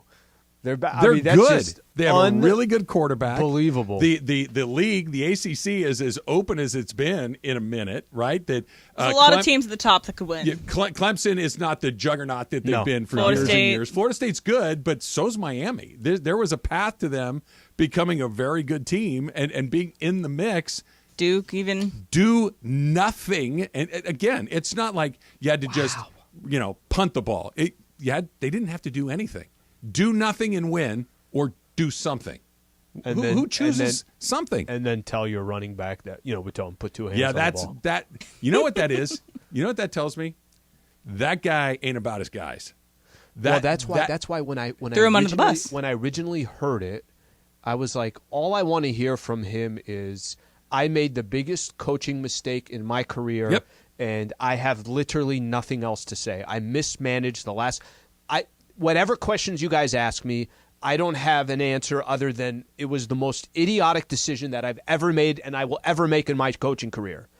He tried justifying what was going on. And every time he talked, I'm like, you're saying something that is only bearing you more. And what you just said about, I don't got my guys, there's some, you know how many probably players in that locker room were saying, did you just blame it on him? Of course. Look, Nick Saban doesn't do stuff like that. Jim Harbaugh doesn't do stuff like that. why am I blanking on the guy's name at SC? Lincoln Riley is not doing. These guys are all inherently selfish because that's kind of what it is. But if I'm any of these other coaches in football and I'm going after a kid that Miami's going after, I'm bringing that up because the negative recruiting is like, just so you know. You remember this? 2 hands on the ball, really? See who they talked about that's after his that fault. decision? And he's blaming that guy? It was a disaster. It was a disaster. The Rams were not a disaster yesterday, but you know what? It's funny. We saw yesterday's game in week 2. It was the exact same game as against the Niners. They played the best team in the league, or one of the best teams in the league, the only 2 unbeaten teams in the league, straight up for a half. And then they spit the bit right before halftime, and then the second half, they didn't have what it takes to beat a team that good. They're good enough to beat most of the teams that are left on their schedule, and they're also just vulnerable enough to lose to every team that's left on their schedule. They miss tackles. They take bad penalties. Those 2 penalties toward when Stafford hit Nakua with that touchdown down the right side, there was only 37 seconds left in the half. And you're thinking, because as they're getting ready to go, you're like, kick a field goal, tie the game, go in, tied at 10. Here we go. They get a touchdown. They're ahead 14-10. You're thinking, all right, this is great. 37 seconds left. They had Jalen Hurts in a couple of long situations, 3rd and long. Let him have a big play, horse collar tackle, pass interference in the end zone. And then once they're on the 1-yard line, they've got a play that no one can stop. 2 seconds left, and they're going for it. They don't even hesitate. Of course not. It's almost a guaranteed touchdown. It's Mario Cristobal couldn't screw that one up. It's that easy. And they are really, really good. And the idea of, well, what happens in the second half? What happens in the second half is the other team adjusts to the things that the Rams are doing. The Rams don't have the horsepower to kind of go through that second half. The Niners have better players. The Eagles have better players. Sure. And the second half, you're starting to see the differences in the talent level. The Rams are good. They're going to be somewhere between 8-9 wins. Does 8 get you in? Maybe. Does 9 get you in? Probably. But they're not winning 10 or 11. Yeah. They're probably not winning 6 or 7. They're going to be right in that gap, and it's going to come down to New Orleans, Seattle again, Arizona. Can you beat them both times? Sure. Those are the teams you're going to have to beat, and you can find a way in. So about that, too. So I looked at their second half scoring, and so I'll take first game out of it because they scored a bunch in the second half against the Seahawks. It was a big comeback. So they scored 6 in week 2. And the second half, they scored 10 in week 3, but they had a garbage time TD against the Bengals. Right. And they scored 9, including 6 points that was in overtime. So I count that as second half beyond. Sure. So that would have been 3 if they didn't go to overtime, and then 0. That's the amount of second half points. 24 points in the second half if you take out week 1. Well, yeah, it's crazy. In 4 weeks. It's 6 points a game. I'll take, because you guys are so close to it, and you're there every game. You guys are doing your thing. As I'm sitting there watching the game yesterday, there are plenty of times that I'm like, they're not that bad, right? They're not bad. They're playing. Hey, you're one drive away from making this really interesting. Hey, just go get a field goal. You don't even have to go score a touchdown. I'm talking about the second half predominantly. Just go get a field goal. Get your defense off the field for a little bit, because Philly was taking long drives, but they weren't cashing in. They were only getting field goals. And I feel like every time I've watched the Rams this year, I have almost the same exact reaction where I'm saying to myself, they're not that bad. They're playing good enough to win the game, but they just cannot sustain it for 60 minutes. It's not something that maybe it's just a lack of talent. Maybe it's the adjustments that you're talking about in the second half. I think it's both. That the game plan they come out with in the first half is clearly working. It's clearly working. They moved the ball against San Francisco and put up points. They moved the ball against Philadelphia and put up points. These are 2 of the best defenses in the league. But when the other team's coaches get a chance to go readjust, the Rams don't have that counterpunch back again. They just don't have the horse. Nakua and Kupp in the first half, how exciting was that? Sure. You're like, oh my gosh, these 2 guys are going to kill it. Kupp got 5 catches on the opening drive. It's like, here we go. And then the touchdown to Nakua, you're like, all right. They were quiet in the second half. They took it away. They're going to just hover around 500 all year. I think so too. 3-3. 4-3, 3-4, 5-4. You know, it's going to be that all season long. But they could also even get more than we think too, because the remainder of their schedule is pretty 50-50 if they're going to win it or not. Yeah, but they're 50-50, which means half of them go the other way too, right? Right. So there's the 500. Right. I said at the beginning of the year, if they're 4-5 or 5-4 at the break, they have a week 10 bye. So through the first 9 weeks of the season, win 4 or 5 games. Yeah. I think you got a shot. And I think that's exactly where they're going to land. The first barometer, wasn't it 3-3 through 6? Yeah, and they got to win on Sunday to beat Arizona 3-3, at home. who's better than anybody thought. They're not good, but they don't stink. And they just need to put up like a little bit of offense against the Steelers, and then they could win, because the Steelers are only going to be able to score on defense. That's just what they do. So if you can have a little bit of offense. Other than San Francisco. And by the way, that Dallas game looks far more manageable than it might have a couple of weeks ago. By the way, that made me so happy last night. I was just sitting back watching the Cowboys get destroyed. It was amazing. I just kept thinking Jorge has Niners with his 4 all year. It's not a bad pick. Not bad. Thankfully, there are spreads involved, so that could help a little bit. But the Niners are the best team. The Eagles are the second best team, and then there's a huge drop off after that. Even the Kansas City Chiefs don't look like they're. Lions are like right there. So Lions are in that next tier. Yes, Lions are in that next tier. Chiefs are in that next Buffalo tier. Buffalo lost yesterday. Buffalo has lost yesterday. Maybe Miami is in that next tier. They've only lost one game, and then whatever that third tier is, I think that's where the Rams sit. But I think the Rams are at the top of that tier, and probably. Honestly, if they knock off a couple wins, they could be in the bottom of the other tier. Like I think they need to beat somebody that we're not expecting them to beat. Right. Like a Cowboys. Like a Cowboys. Like a Green Bay in Green Bay. Yeah. Not that Green Bay's a great team, but in Green Bay is always a little tricky. If you won at Baltimore or at something. Baltimore. Yeah. Tough game, but yeah. But they're gettable. But the Ravens are gettable. I mean, Lamar, fourth quarter turnovers yesterday. Yeah. But it is against the Steelers, which their defense is a whole nother thing. The Rams will win not your weekend. 8 or 9. It was not my weekend. Yeah. And I had to have a Fu Manchu going to the Dodger game. Don't you think I look younger, Slee? Yeah, you do look younger. I think so, too. They came after you. Thank you, my friend. They came after you. She just does whatever she can find a way to insult me. That's what she does. That's fine. I understand that's how it goes. But you, I know, are a reasonable man that considers my feelings in such matters. Factor Cap is coming up next. It's Travis Slee, 710 ESPN. So if you're hurt in an accident, the insurance company will call you and they will offer you something, maybe not. And then they're hoping that they can just kind of twist your arm, muscle you through it, because the system, it's set up for them. It's not set up for you. That's why you need to call Sweet James, 1-800-9-MILLION, 1-800-900-0000.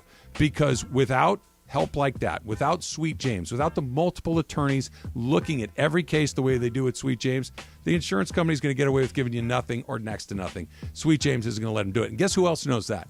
The insurance companies. That's why they consistently get the biggest settlements. That's why when they go to trials, they win 98% of the time. So if you're hurt in an accident, why would you call anybody else? I've made the call. My friends have made the call. My family has made the call. 1-800-9-MILLION. That's 1-800-900-0000 and sweetjames.com.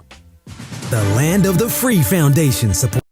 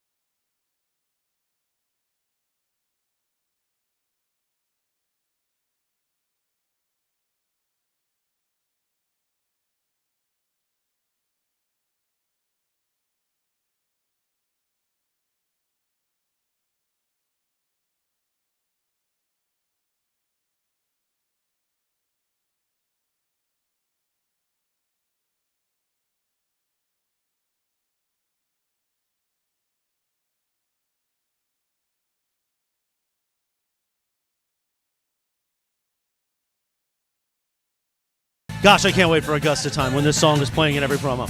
Little after 11:30 in the Southland on a live imaging Monday as we react to it all. And, well, that was a quick fade, Jorge. What are we doing? It was something else. That's why. For Factor Cat. I know, but I mean, just I was going to get to it. You didn't have to dump it out. Like I know what we're doing. It's facts. It's going great, guys. No, it's Cap. Hey, I didn't panic. You know? Well, nobody needs to panic. I know what time it is. Yes, it is a Cap. It's not a Cap. Sorry. What are we doing? Monday. It's Monday. That was a quick right turn. Okay, so Target. Hold on, it's I time was for going to say, Factor I feel Cap. like there's something else that we need to do. Okay. No? Take it away, producer Emily. Are we good? No, but let's do it anyway. And you were panicking like the Rams offensive line there for a second. So Target has this new tall jack-o'-lantern, and it's been all over social media. How tall? It's like, I want to say it's like almost like 10 feet. Oh, it's okay. very tall. Yikes. So they have this new thing, but it has like a little button and it'll talk to you. And it says, "I'm not a jack-o'-lantern. My name is Lewis." And that's all he says. That's the only thing that's programmed into it? Yes, Oh my my name gosh. is Lewis. Anyway, it got me thinking, though.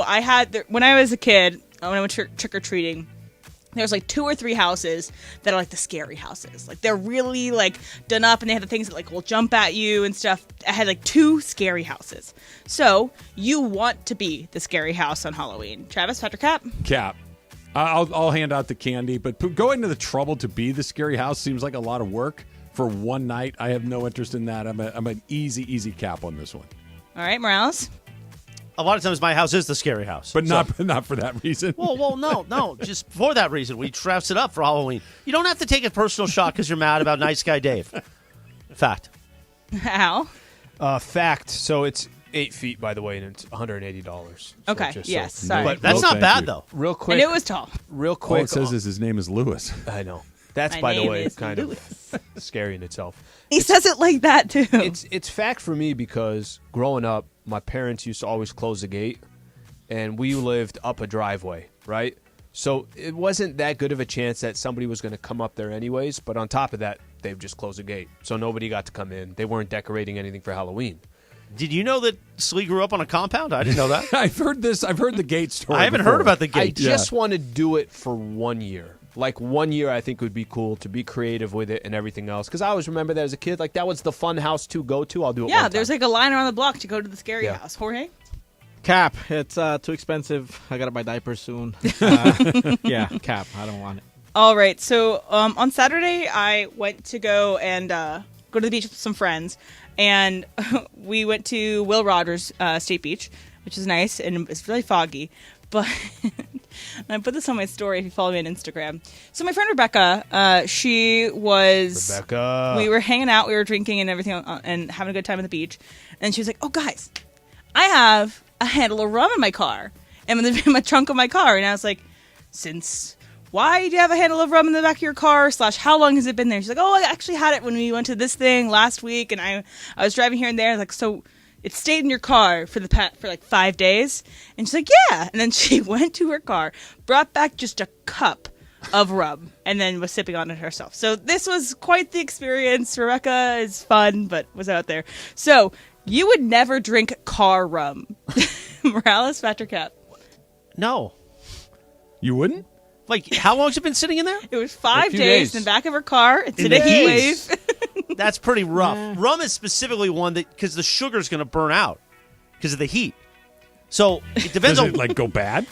I don't know. How did it taste? I did not have any. Yeah, of I it. mean, and it had direct sunlight on it. No, it was in the trunk, so there was no direct Then sunlight. that's but even it was hotter. Yeah, exactly. Yeah, you don't. Something that has a large sugar base in the alcohol, like wine, red wine. There's a reason why you don't just leave red wine Keep it in in your the cellar. trunk. Yeah, there's a reason. So I would think it would taste a little like almost flat. Like Yeah. you wouldn't taste the full body of it, and you got to taste And the the full body of body. rum. You know? Jack. Jack, Al? go ahead, Al. I don't think I would never not have car rum. So I go Cap on this one. Sometimes a circumstance, a situation, and you just want to get a little liquored up. 5, 6 days, 5 months Sure. back there. You know, whatever it is. Yeah, yo You ho, gotta yo just, ho. right, got to make it happen. So I think I'm down for the car rum. But yeah, about this, pirates probably have that rum in the sun all the time All when day. they're out in the ocean. So There's a lot of things pirates have that we don't want either. Scurvy. Travis. I'd drink it. Yeah. Cheers, buddy. Yeah. I mean, look, it's not like it's been in there 5 years. Exactly. It was It's not in like there it's 5 sushi. days. Right. I would. It wouldn't be my first choice, but if that's all there is, yeah, I'm in. Jorge? Oh, definitely. I'm with Travis on this one. Like, you're not going to waste anything, right? You're going to have Not a good that. sip. If anything, we run out, go to the liquor store, get another bottle. Leave it Put there it for back in another the 5 trunk. days. Exactly. After we finish half of it. You're like letting it sit. You're letting it. I'm You're letting it. going to put a whole bar in my trunk. No, she has more than just the rum I've been there. available. I was like, okay, cool. You got a shaker and a pitcher that you're mixing drinks in there. I got the lime where the first aid kit is. Oh my god!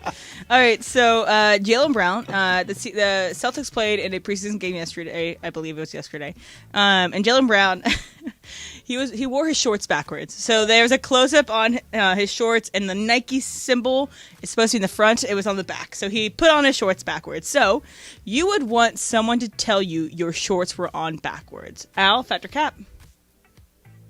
This is what I want people to do. If I have something in my teeth, I want you to tell me I have something in my teeth. If my shorts are backward, Cap, you don't have to tell me. Let me just find out. That's pretty funny. But the teeth thing, or there's like something along those lines, the fact that my shorts are on backwards and the Nikes on the other side, no harm, no foul. I'm good. Trav? So I want somebody to tell me whether it's something in your teeth, whether your shorts are on backwards. And does it matter who tells you? It doesn't. Well, It doesn't. I'm with you. Your fly is down, something Yeah. like that. Quick story. You'll like this, Chris, because the first time Oral Hershiser came in here, I'd never met him before. And we're back in the bullpen here. We're doing some pictures and stuff. Then we're coming in here, and he kind of gives me a little elbow. He's like, Trav. I look at him, and he goes like this, like kind of brushing his nose. Like I got a little bat in the cave.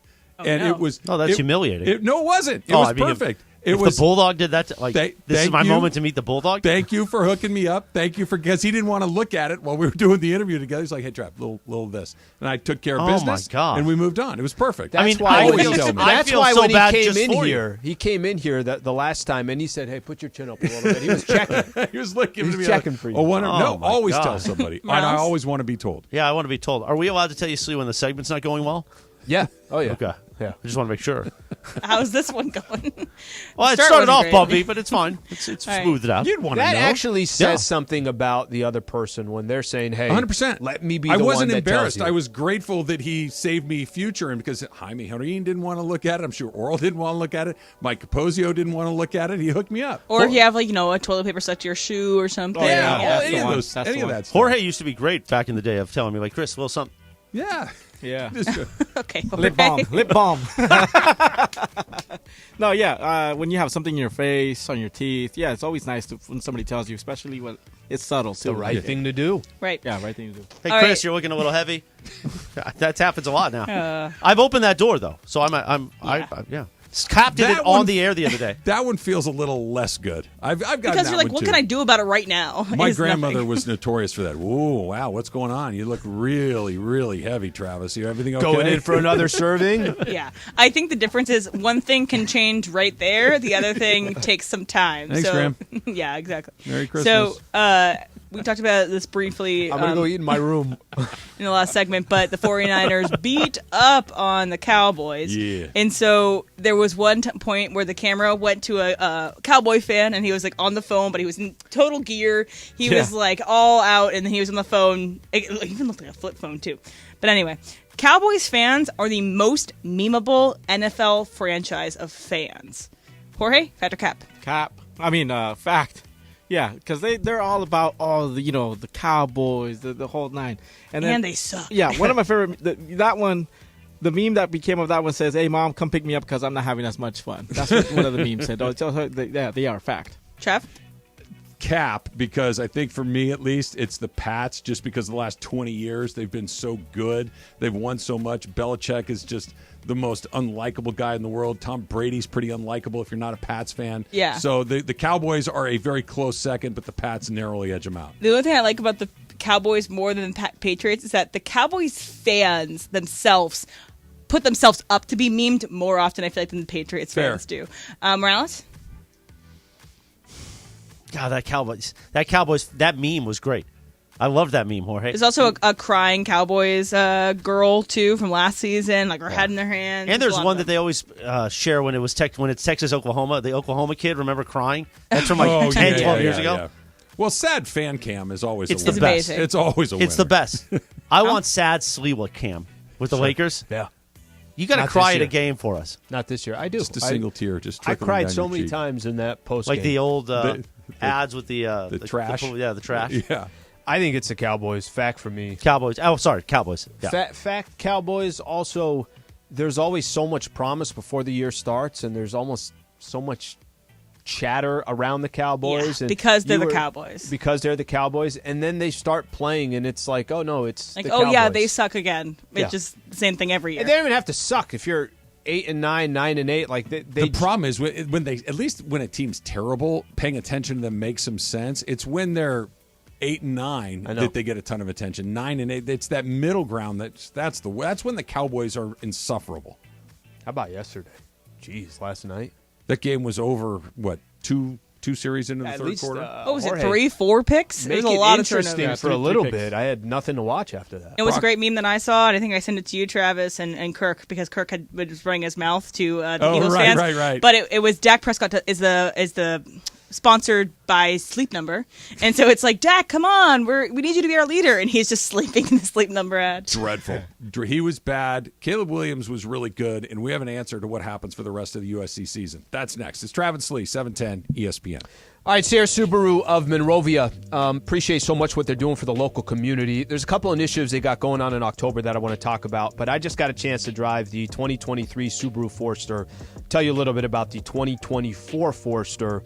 It's value that you can count on for miles. How about this? The value experts at Kelly Blue Books, KBB.com, named the Subaru Forester as both the lowest 5-year cost to own in its class and the best resale value in its class for 4 years running. It's an incredibly dependable car, beautiful car as well. As far as some of the events that are going on, something to pay attention to in the month of October. Love Promise Initiative, Subaru Loves Pets, and Real Bark are teaming up at Sierra Subaru of Monrovia to host a pet adoption event coming up on October 21st. For every pet adopted, Sierra Subaru of Monrovia will donate $100 and a new Bark Box parent kit.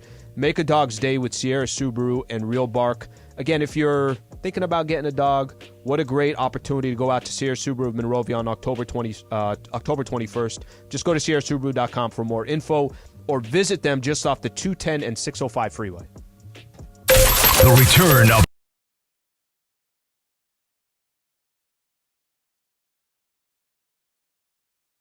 Hey, it's corporate Greg Bergman. I am going to be at Hollywood Park Casino on Monday for Raiders and versus the Packers. And I don't really know what to do, Ireland. Raiders! What should I do, Ireland? Should I root for the Raiders to win? What is the Raiders' record right They now? are 1-3. All right, they're going to finish 14-3. So whether you root for them or not, they're going to win. So if you're going to have fun, buy a beer, root for the Raiders. You'll be at Hollywood Park Casino. Yeah. Is this when you might give away $1 million? Yeah, I'm giving away $1 million, 4 chances at $1 million on Monday. So, yes. Always root for the Raiders to win. All right, so come hang out with me at Hollywood Park Casino and root for the Raiders to Who are win. they playing? The Packers. Ugliest uniforms in the Oh, league. yeah. And it's Jordan Love. Come on now. Please. Love this, Jordan.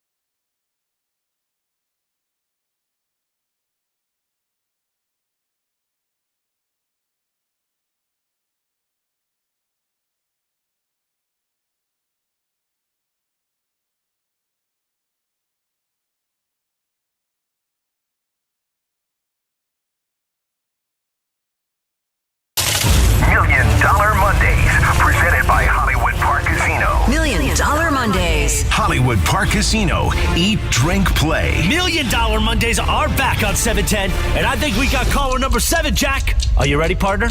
Let's find out who's caller number 7.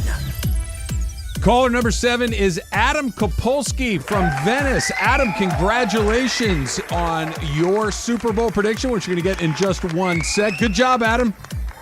Awesome. Thank you so much, guys. All right, so here's how it works. You give us your Super Bowl prediction, both the teams and the score that you think is going to be there when they play the Super Bowl in Las Vegas this year. Who do you got? We're going to go San Francisco 38, Miami 20. San Francisco 38, Miami 20. Good job, Adam. Good luck. You're also going to get a pair of tickets to SoFi Stadium for the game coming up on October 15th. San Francisco 38, Miami 20. That's our score. So that's not bad. I like that. We've seen that Super Bowl Adam, before. is Dave Roberts gutless? Dave Roberts is awesome. You got to lay that's it. Goodbye, Adam. Didn't go the way you were hoping, did it? $1 Million Mondays on 710 ESPN, presented by Hollywood Park Casino. Eat, drink, play. Why don't you ever let Slee do the contest? Maybe he'd be, a little tighter at it. A little tighter? Yeah, a little bit. You want to do it, Slee? No, you got it. Come on, Slee. You're handling it. What wasn't tight? It was just a little. It was a little bumpy. A little bumpy? Yeah, a little bit. I thought it was all right. Hey, thank you, Jorge. It's Thank you. I'm trying to collect some. Here, listen to allies how around Mason does it today. Yeah. And, just a few things. We'll be fine. But that's not what you. Never mind. I'll save that. For Okay, so what's time. another funny thing that happened at the beach with my friends this weekend? So I don't know if anyone's ever been to. What are you laughing at? It was just funny. The transition was amazing. I like it. So we were going to Will Rogers, and so if you've been there before, you're on the PCH, and you have to turn either right or left to get into it. And so takes forever to turn left into it. It's like 30-minute backup sometimes on Saturdays. So I get there first. I pay to go park my spot, and I go get to my spot, and then I get a call from my friend Devin, and she's like, "Hey, they only take Visa and MasterCard. I only have my Amex with me, so I'm gonna have to circle back and come around." And then I had to go give her my credit card after she went through the line again, and it was a whole mess. And I was just like, "Oh, this was just not good planning." It's homage to gosh. Yes, exactly. That is a awful feeling when you get to that spot and you only got the one card and that's the one that they don't take. Or they don't take cards and they don't take cash, and you're like, well, this line of 50 cars behind me is behind me. So that was a thing that happened forever and ever. Now it's the opposite, where they will not take cash and they will only take cards. And that's... Unless it's like an old school food joint. They're like cash only. Cash only. We're not trying to show. Johnny's Pastrami in Culver City's like that. Casa Bianca and Eel Rock. Oh, yeah. And Tito's Tacos in Culver City was like that forever.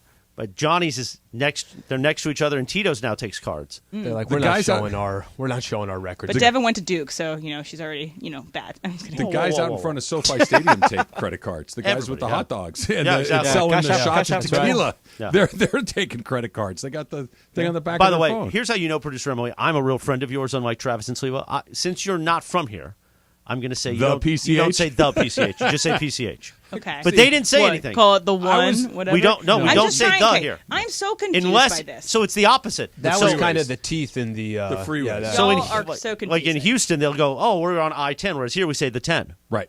Right. So then why can't I say the PCH? Freeways get the. Yeah. Why? And it's I don't know, but it's a Southern California thing. I can't tell you the why, but I can tell you the what. It's like the Facebook. It's just the Facebook. Right. But then some are the. So that's what's confusing. PCH is PCH, not the PCH. Would I ever call it the interstate's name? No. Well, back in the day, people would say you're on the San Diego Freeway. You're on the Ventura Freeway. Yeah, that is a thing that people back say. in the day. So if I'm on the PCH, but I'm driving into Monterey, No, I'm not saying. you're not on the PCH. I'm going to keep saying You're on that. PCH. It doesn't roll off the other way. You're so on I'm PCH. I'm on PCH, but I'm taking the 101 to work. Like I don't understand. Yeah. That's exactly it's right. So now confusing. you got it. Right, Slee? Now you got it. The PCH. Y'all are crazy. Keep it going. Just keep it going. The PCH. I don't think I've ever said that. I'm on PCH. Yes. Turning left. Onto the 101. That's how you would say that. I'm done. I'm done here. It doesn't make. I'm not saying it makes sense. I'm just saying that. Yeah, because like when I'm in on the East Coast, there's a highway that runs all up down the East Coast called 95. Yeah. So I say I'm on 95. Not I-95, just 95. I think some you of them say 95. I hear some I-95. So no? I-95 is what a reporter will say. Oh. So the I-95 GPS. is backed up here. I-95. Right. But if you're casually talking and you're not on a broadcast, you say 95. Does San Diego have any peculiarities about their freeway discussions? Usually the 5, the 8. That's it. But there's the in it. It's not. You don't get on 8 headed east. You get on the 8. You're on the 8. Yeah. You're on the 8. What if I'm trying to see Lee Hacksaw Hamilton and Escondido? What do I take? Up and down the what do you used to say? From the Colorado Rockies to what was this? From Baja California to the Canadian Rockies. I want to hear from a Charger fan. The best 15 minutes in radio, whatever. Half of it was made up. It was terrific. It was a masterclass. That's what I do all the time. Just make stuff up. Well, if you say it with enough authority, right, Slee? Then they'll believe it. I've told you what we used to do when I was like shortly after I graduated from college. We used to call Lee Hacksaw and make up a guy and say, hey, I'm hearing about this guy from France named Pierre Lamont. I hear he's going to be a great player.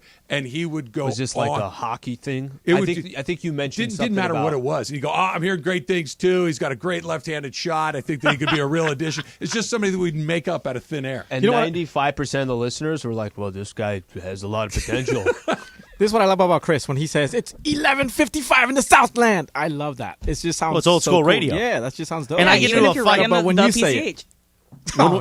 When we do content, we do these content calls with the other markets, and there's one of the content directors in Chicago, great guy, but he's like, it doesn't make any sense. What if they're listening to the podcast?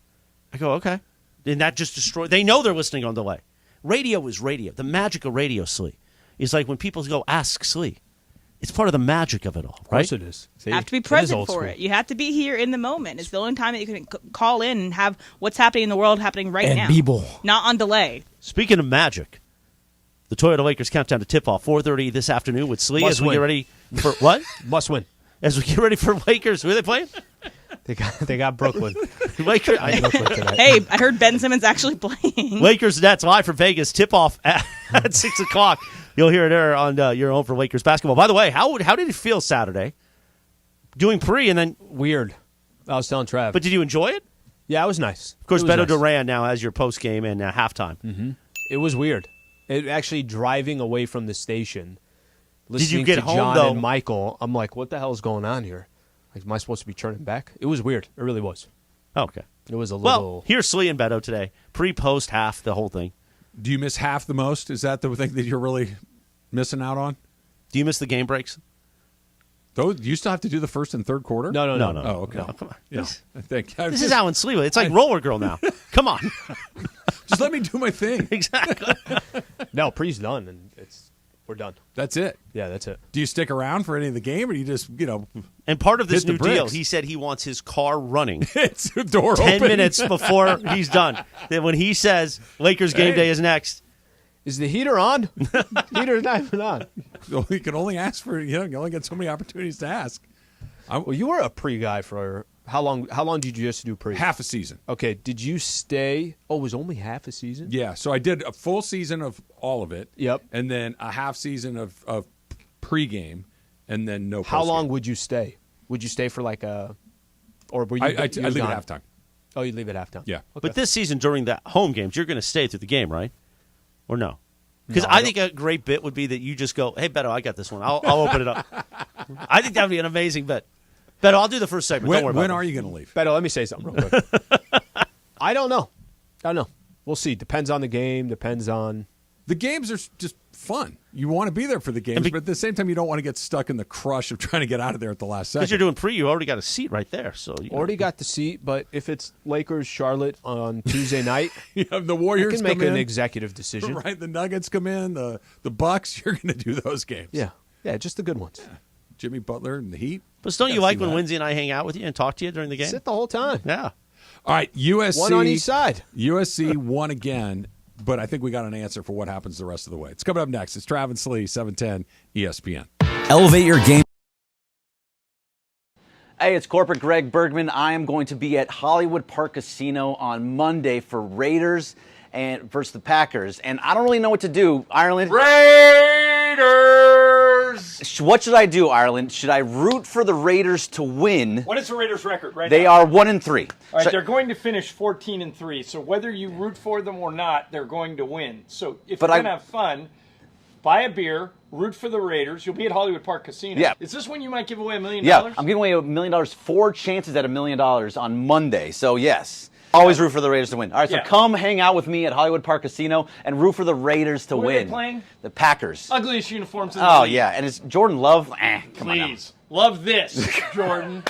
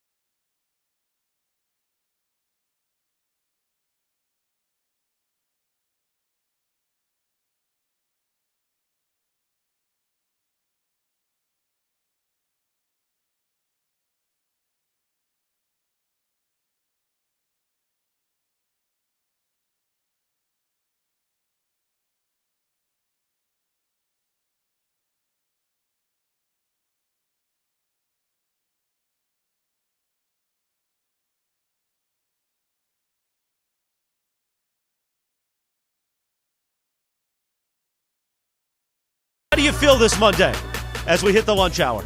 Do you feel like this weekend was great as an LA sports fan? Do you feel that it's going to get better tonight? Yes. As we get ready for Game 2 of the NLDS Dodgers D-backs. Game 2 of the preseason for the Lakers. And the Raiders will battle the Packers tonight on Monday Night Football. Raiders. You can watch that with Corporate Greg at Hollywood Park Casino. Hollywood Park Casino, eat, drink, play. That's at around 5 o'clock. Get there. And I have already promised today on a Live Imaging Monday that if the Raiders win, I will become a member of the Black Hole. I will become a proud member of Raider Nation. Slee and I will dress up. We will paint each other's face silver and black. We've got to get a Slee bristling black mustache, like it says in the Autumn Wind. I already got that. I mean, I got the stash and the beard, but you ready, Slee? Give me like 2 weeks. I'll have both. You always say that. You should do it one time. We'll get Just matching show up. tattoos. The commitment to excellence. I think Greg's the one that you want in this one.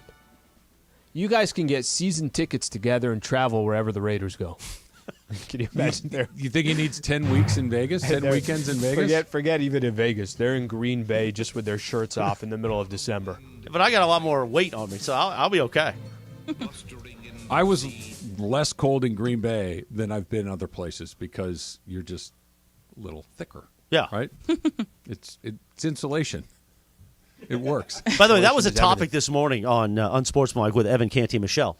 Evan replied that another man was thick in a good way. And Michelle and Canty were giving him a hard time. Like Kyle Lowry. Yeah, that you wouldn't say but he said it with a little stink on it. Like, oh, Travis, he's thick. He kind of raised, it just happened. So saying he thick. Yeah. Is That's that okay? Yeah. Right? Well, it depends who you're saying about. Because Kyle Lowry saying he's thick. He is thick. Means he's got, like he's heavy. I think James that's Harden. what Evan was talking about, though. Was Luka. Yeah. Those guys are thick. Backside. That's not a compliment. If you're talking about a dude in the league and he's a running back, he's mowing over people, it's like Fair. he's thick. You can't Like take him down. Chris There's a Collinsworth different last night said definition. Deebo Samuel. He's all thighs. It's a good line. You know? But it depends on how many C's and how little K's you're talking about when you're saying these things. So. Do you know what that means, Slee? How many C's and how many K's? I think Kyle Lowry is a lot many of C's. He's got a lot of No C's and Ks. no K's. Yes. Exactly right. Because if I broke out and did the pony right here, you would say, see, you would see a lot of C's. Not a lot of K's, you know what I mean? Get in. No. Not on this kind of Monday. We've got business to attend to. But before that business, Well, that was the business I was tossing to. so we got some. So I was talking about my freeway mishap that I had in the last segment when I said the PCH and saying PCH when someone was driving on that area of road. And so Christopher Holmes asked me, how do I pronounce a word? So I say Sepulveda. That's right. That's how you say Sepulveda. I don't know why that was so weird. And then I got a bunch of clips of the Californians sent to me. Sure. And just trust me, I have seen these videos multiple times, and I was prepared before I came here. I just got confused because I thought everyone said the in front of everything. So that's why I was saying the in front of everything. So in the Travis Lee community, Anthony Rincon has an important question. Do you say that you live in California or that you live in Cali? Oh, I definitely say California. Okay, good. Yeah, and I say that I live in Los Angeles typically or Yeah, LA. LA. Yeah. Okay, never Cali though, right? No, and I don't say SoCal really either. I know that you SoCal's can, fine. but I just typically say I live in Los Angeles. Yeah, Trav and I usually say we live in CA. We always say that. Always. Should I say San Fran? Like, I know that'll get everyone No, that's mad not there. the one. It's Frisco. Frisco gets them all mad. Which May says all the time. Yeah, Frisco. Done with purpose. They don't though. like Frisco. Yeah. No, they hate Frisco. Yeah, I don't hate think it. they You don't don't like know that? They don't like San Fran either. No. Oh no, they'll lose their hallucinate. minds over. Remember, they Frisco. call I feel themselves like I the have to city. say that. They Right, say the the city. city. They're the city. Or No, they hate I think Frisco. SF They is hella acceptable. hate that. SF is acceptable. San Fran is Yeah. acceptable. No, I thought San Fran was bad. Nah, San Fran's not that great. Frisco is the one Frisco that will really- start a war. Because I used San Fran in my group chat with my friend who lives in the Bay Area, and he Keep said, doing it. No, he was like, "Oh, this is the worst. You don't say San Fran." Change it to Frisco. Okay, That's dig next it in. level. Dig it in. Yeah. But you know what is a quality item? Frisco burger is nice. Great burger. You ever had a Frisco burger, obviously? I don't think I have. Marie Can Callender's I used to be the explain it to spot you? for the Frisco Yeah. burger. So it's sourdough bread instead of a hamburger bun. Beautiful. It's got pickles.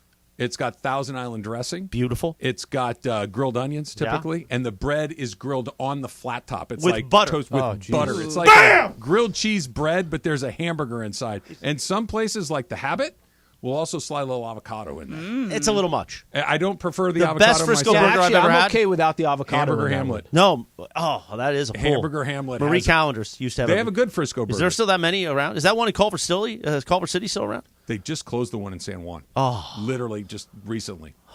By the way, speaking of pretzels, did you have the Pretzels. Well, you said pretzel bun, is sourdough pretzel bun, whatever.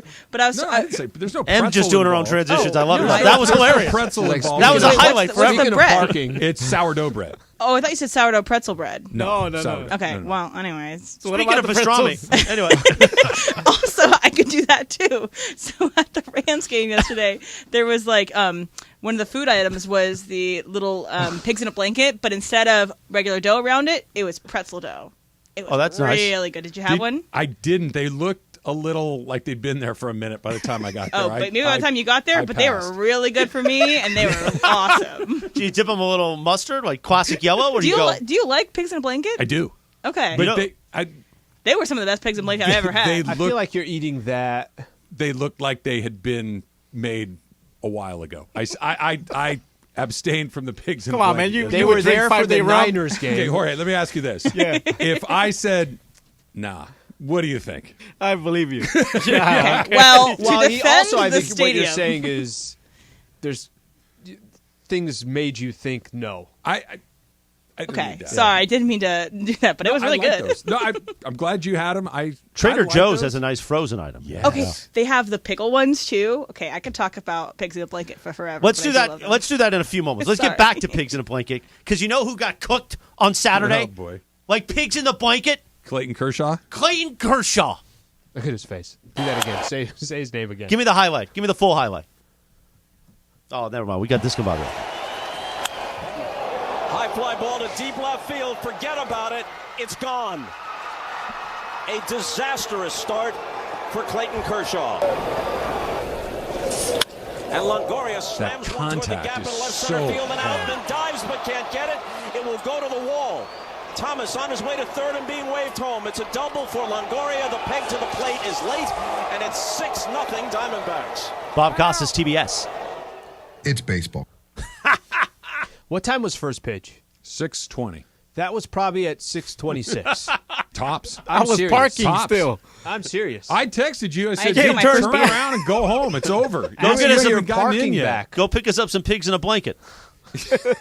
He did pick up micheladas, which did. were quite good. I was in the Santa Monica, and I Should we was tell just the like story here. about the? Oh, we'll do it in a second. we'll do it I know later. Chris wants to yell at Dave for a minute. I don't want or to yell so. at Dave, but it needs to be said. Okay, and if you want to feel the full passion back on the podcast, the first segment, we were blowing torches in here. You know what I'm saying? We were setting fire to the rain, as Adele once said. Really good. I like it.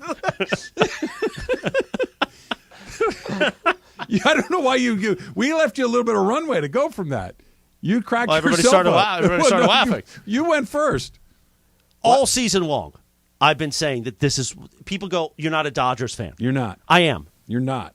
You hate Dave Roberts. He's an amazing manager. He's an amazing manager in the regular season, maybe the best of the last 20 years. He literally has the best winning percentage in the history of baseball. And then we turn the page, as Bob Seger once said, but you need the live version, not the studio version. Agreed. You know? And you realize Dave Roberts' playoff baseball, a gutless bum. And that was proven again Saturday night. What do you think he did wrong on Saturday night? Dave Roberts specifically. He trotted Clayton Kershaw out there. You're going to go with Bobby Miller and then 4 bullpen days? Let me just ask you something. Could it have possibly been better than what happened on Saturday night? Of course it is. Okay. And that's why moving forward, I don't think he should pitch again. I'm with you on that. Do we have the sound of Dave Roberts talking about Game 4? I'm going to steer this thing, Travis. No, you're not. Hold on a second. The idea of pitching him in Game 4, Chris, I hate saying it out loud, but I agree with you. That is a terrible, terrible idea. Clayton Kershaw had pitched, 5 or 6 starts since his shoulder injury and had been so-so at best.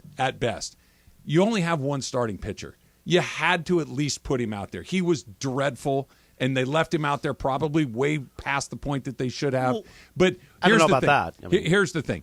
You had to at least try it. You can't try it again. You had to try it the first time. I don't think there was ever a question of was he going to pitch or of course not not. in the playoffs. Of course not. And he got crushed. I think the bigger question, if we'll keep it around Dave Roberts, is how much pressure is on the Dodgers and Dave Roberts tonight? The whole organization. Because there's really none. There's none. Because everybody in this city, like Let me ask you something. goes, I don't think a lot of people. I think a lot of people think differently. I think a lot of people, if they lose to the Diamondbacks and they lose this series, and it's 2 years in a row of losing to teams that you're so much more teams that are much less than what you are regular season. I think there's a lot of people on the you got to do something. And the only something is Dave. I think there are more Dodger fans in Morales' camp than there are in mine. I don't think there's any question about that. What I'm talking about is what's actually going to happen moving forward. I'd be shocked if they fired him. Even if they got swept, I would be shocked if they fired him. Shocked? Yes. Shocked? Yes. So here's what I want to say. Why? Because that's not because if they thought he was the problem, they would have done it last year. They would have done it against the Nats. They would have done it by now. You know what I mean? This is not. But this that is means the same then he's thing never going to go. Because in what scenario out there? You're not far off. What scenario out there then changes their... You've heard me say this again, but since you asked, I'm going to tell you. He's there for a purpose. He's there to get the guys on the same page, and then he's there to take the questions when it goes the way that it did on Saturday night. So that the guys that are either making the decisions or collaborating with the decisions, I go to the first thing, don't have to deal with it. Mm-hmm. That they can say, he's in charge of this. We all understand, and I don't think anybody's trying to say that Dave Roberts is why they lost Game 1. Nobody is making that case here. That's why you're they not lost even Game making 1. that case, are you? Kershaw gave up 6 runs in 8 minutes. Less. They lost. Their loss in Game 1 had nothing to do with Dave Roberts. It had everything to do with Even Clayton though Kershaw. I would have still pitched Bobby Miller in Game 1, but whatever. But then you were going to pitch Kershaw anyways. If you were going to get that result, whether it was in Game 1 or Game 2, I don't know if it matters a whole lot. We'll find out tonight if it means anything. If Miller's bad tonight, they're dead in the water. Much like the Rams this season thus far are a bad second half football team. They're not the team we see in the first half. So there's got to be something going on. There's a difference, though. No, hold on. I'm just going to correlate them.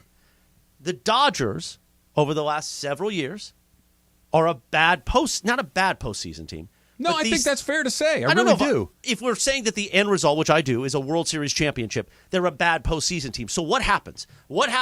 It's like the memes going around. Dave Roberts in September, Dave Roberts in October. Clayton Kershaw in September, Clayton Kershaw in October. There's got to be something going on. Sean McVay's a great coach, but something is happening in the second half of those games. There is something going on, but what's going on is not Dave doing it wrong. What's going on is those guys, and it hasn't all been the same guys. Really, the only guys that have been here through the whole thing, Kershaw's the last one left. Yeah, he's the last one Justin that's Turner been through was all of it, before. Right? The Turner group, the A.J. Ellis group, that group, and now you've got the Muncy Taylor group. Now you got the Mookie and Freeman group. Those guys get so tight. And maybe you could argue that it's Dave's job to find a way to get them looser. Maybe that, if you're going to criticize him, maybe that's the criticism. But there have been some bad decisions. I'm not arguing that there hasn't. But it's the tightness of it. That team was so tight. One hitter into the game Saturday. One hitter smokes a ball to center field. Altman misplays it, and the place went, huh! You could feel the whole stadium clinch up, pucker up. I've heard you say that, but second. I've heard you say it. Why would that be it's just one hitter? Because they've been through it before. Because you know. But it's the first inning. It's just one hitter. For me, it was more 5 minutes later. It's like every ball hit is being smoked. I'm just telling you, Slee, being in there, that second that ball hit the grass in the outfield, everybody went, oh no, it's happening again. Yes. You could feel it. You could feel the energy in the building. 50,000 people go, oh God, it's happening again. Now, you could argue that they shouldn't, that it is one hitter. Yeah. But in the real world, if something happens 10 times in a row and then the first thing happens 11th, I'm not going to, everything's fine. Of course it's going to happen again. You've been conditioned for it. And it happened again. It was coming in the air tonight, as somebody once said. But by the way, same thing. When the Rams score, Puka scores, you're like, okay, this is feeling good. When the Eagles figure out a way with In just 30 seconds. 37. You knew game was over. 2 big penalties. Game Put was them at the over. one. Because we've seen it week after week now. Yeah. That touchdown at the end of the first half, the Eagles touchdown at the end of the first half, game. Ended the game. I don't think it's like the Dodgers, though, and I'll tell you why. It's coming up next. It's Travis Lee, 710 ESPN. It's a good tease.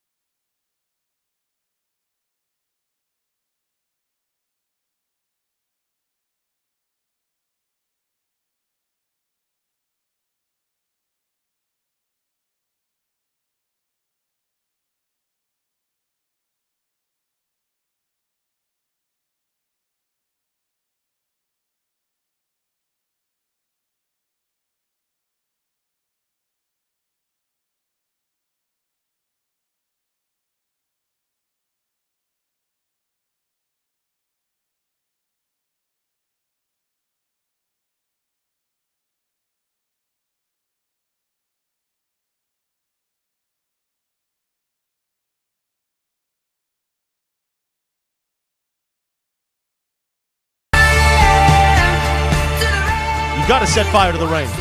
especially when Travis Rogers is now donning an Eagles poncho live on YouTube at ESPN so Los weird Angeles. on you, that color? Especially Green, with I that don't do face. a lot of green. Especially with that face right now. The facha? a lot of facha. Mas facha. When I was a T.O. fan, this was our fight song. On the road to victory. Fight. So why are you wearing that poncho? Because DeAndre and I made a little wager last week. DeAndre from the Fun and Games department. DeAndre from the Fun and Games department said that he would bring the poncho in if his team won. If the Rams had won, he was going to have to put on my Rams gear. Yeah. The Rams did not score in the second half. The Rams had all the momentum. They hit Puka Nacua with a touchdown pass with 37 seconds to go in the first half to take the lead. Yep. Like, I thought that they were driving. They're going to set up to kick a field goal, go in tied at 10. Instead, they get in the end zone, 14-10. They have the lead. 37 seconds left. Jalen Hurts does what Jalen Hurts does. Plus horse collar penalties. tackle. The penalties are. And he went after the horse collar twice. Yeah, horse collar and then PI in the end zone. They get it to 1. Once Philly only needs to go a yard, it's over. They got the brotherly shove. They did the tush push. The brotherly shove. You want to do that? Never mind. The tush pushes. Meanwhile, more on the tush push in a moment. But first, it is time for producer Emily's College Football Corner. All right, so there's one other thing from the weekend in the College Football Corner. What happened to you, Trap? In the Red River rivalry, I cannot say 3 R's in a row. Squimmage? Squimmage, yeah. It's part of my speech pattern. It's not easy for me. But the Red River rivalry, that's not easy. Yeah. Oklahoma defeats Texas 34-30. And Oklahoma has a very clear route to college football playoff from now on. So they are 6-0, and here are the rest of their games they're going to play. They're playing UCF, Kansas, Oklahoma State, West Virginia, BYU, and TCU. Wow. And then obviously if they make the Big 12 championship game, the Big 12 championship game. Only one ranked school there, Kansas at number 23. And obviously this is the school that Lincoln Riley chose to leave for USC, and they might have a better chance of making it than USC does. No, I don't think that's even a question. That's not even. They have the easiest path of any of the teams that are left. Well, and USC playing another game where it's coming down to literally the end against an unranked opponent where they still got Notre Dame, Washington, Oregon, Utah, UCLA is an interesting game. They got 5 tough games left. SC's got losses coming. They just multiple losses coming. So I don't it's not even close. And USC has moved back in the rankings 3 weeks in a row, and they've won all their games. So we were thinking, has this ever happened before? And you know who it happened before, too? It happened to USC in 2010. So they spent a 3-0 start. USC dropped from 14th the preseason roll to 16th to 18th and to 20th. But this is even worse because this isn't from 14th to 20th. This is from like 4th or 5th or wherever they started. We're at 5. Down to, Where are they now? Where are they, 9? They're at 10. 10. They're inside the top 10. They haven't lost a game all season long, and they're headed in the opposite direction as quickly as they can. And they're we're watching they're going to lose games. Well, here's the thing: they all are. Nobody's going through that Pac-12 clean. There's too many good. I never thought I'd say this, and much less in the very last game or the last season of Pac-12 football. There's 5 really good teams in the Pac-12 for the first time in 10 years. Oregon's really good. Washington's really good. UCLA's pretty good. USC's really good. Utah's really good. That's 5 teams. Oregon State is, I think, ranked 16th. They've only lost 1 game. They beat Utah. Nobody's running the table there. Oklahoma probably will. Maybe Florida State can out of the ACC. Whoever wins the Big Ten's going. Mm-hmm. Whoever wins the SEC's going. But Trav, Pac-12's the odd man out. You agree with this. It's not just about are you running the table or are you not. They gave up 41 points to Arizona. I'm not talking about SC. I'm talking about the whole 41 league. to Colorado. Sure. I'm done with that. Forget the Pac-12 and how many good ranked teams. SC can't get any stops. Eventually, and maybe I'm wrong. Maybe Caleb Williams. You're talking about the 5th best team in the conference. They're not even. They're so far down the list right still now. Undefeated. Yeah, I know it's weird. Washington's that's going to change Saturday. A lot better. I think Notre Dame's going to catch them. I wouldn't. And I'm an Notre SC Dame fan is for the susceptible, record. though. So Notre Dame has played a lot of really close games, lost to teams that they should have beaten. So they played Ohio State. They lost to Ohio State. They just lost to Louisville. They barely, they lost just barely Louisville. escaped Duke. Yeah, barely escaped Duke, and they should have beaten Duke by a lot. So Notre Dame is a game that they can have. They just have to have it. USC would have had a couple of losses already if they didn't have the best player in the country. Mm-hmm. Absolutely. If they didn't have him on their team, if Caleb Williams wasn't a Trojan, they're 6-0 M? They're probably 4-2. They're probably 4. They lose to Colorado. They probably lose to Arizona. They lose to Arizona. They might lose to Arizona State. They're a 500 team. What are we doing for the game Saturday? I don't know. Any ideas? Well, Dodgers won't be playing anymore. So it could be Game 5. Oh, that could be it. Could be Game 5. No, Kershaw will go 4. Kershaw, well, apparently. Maybe he'll pitch so good he'll do relief in Game 5 like Oral Hershiser did once.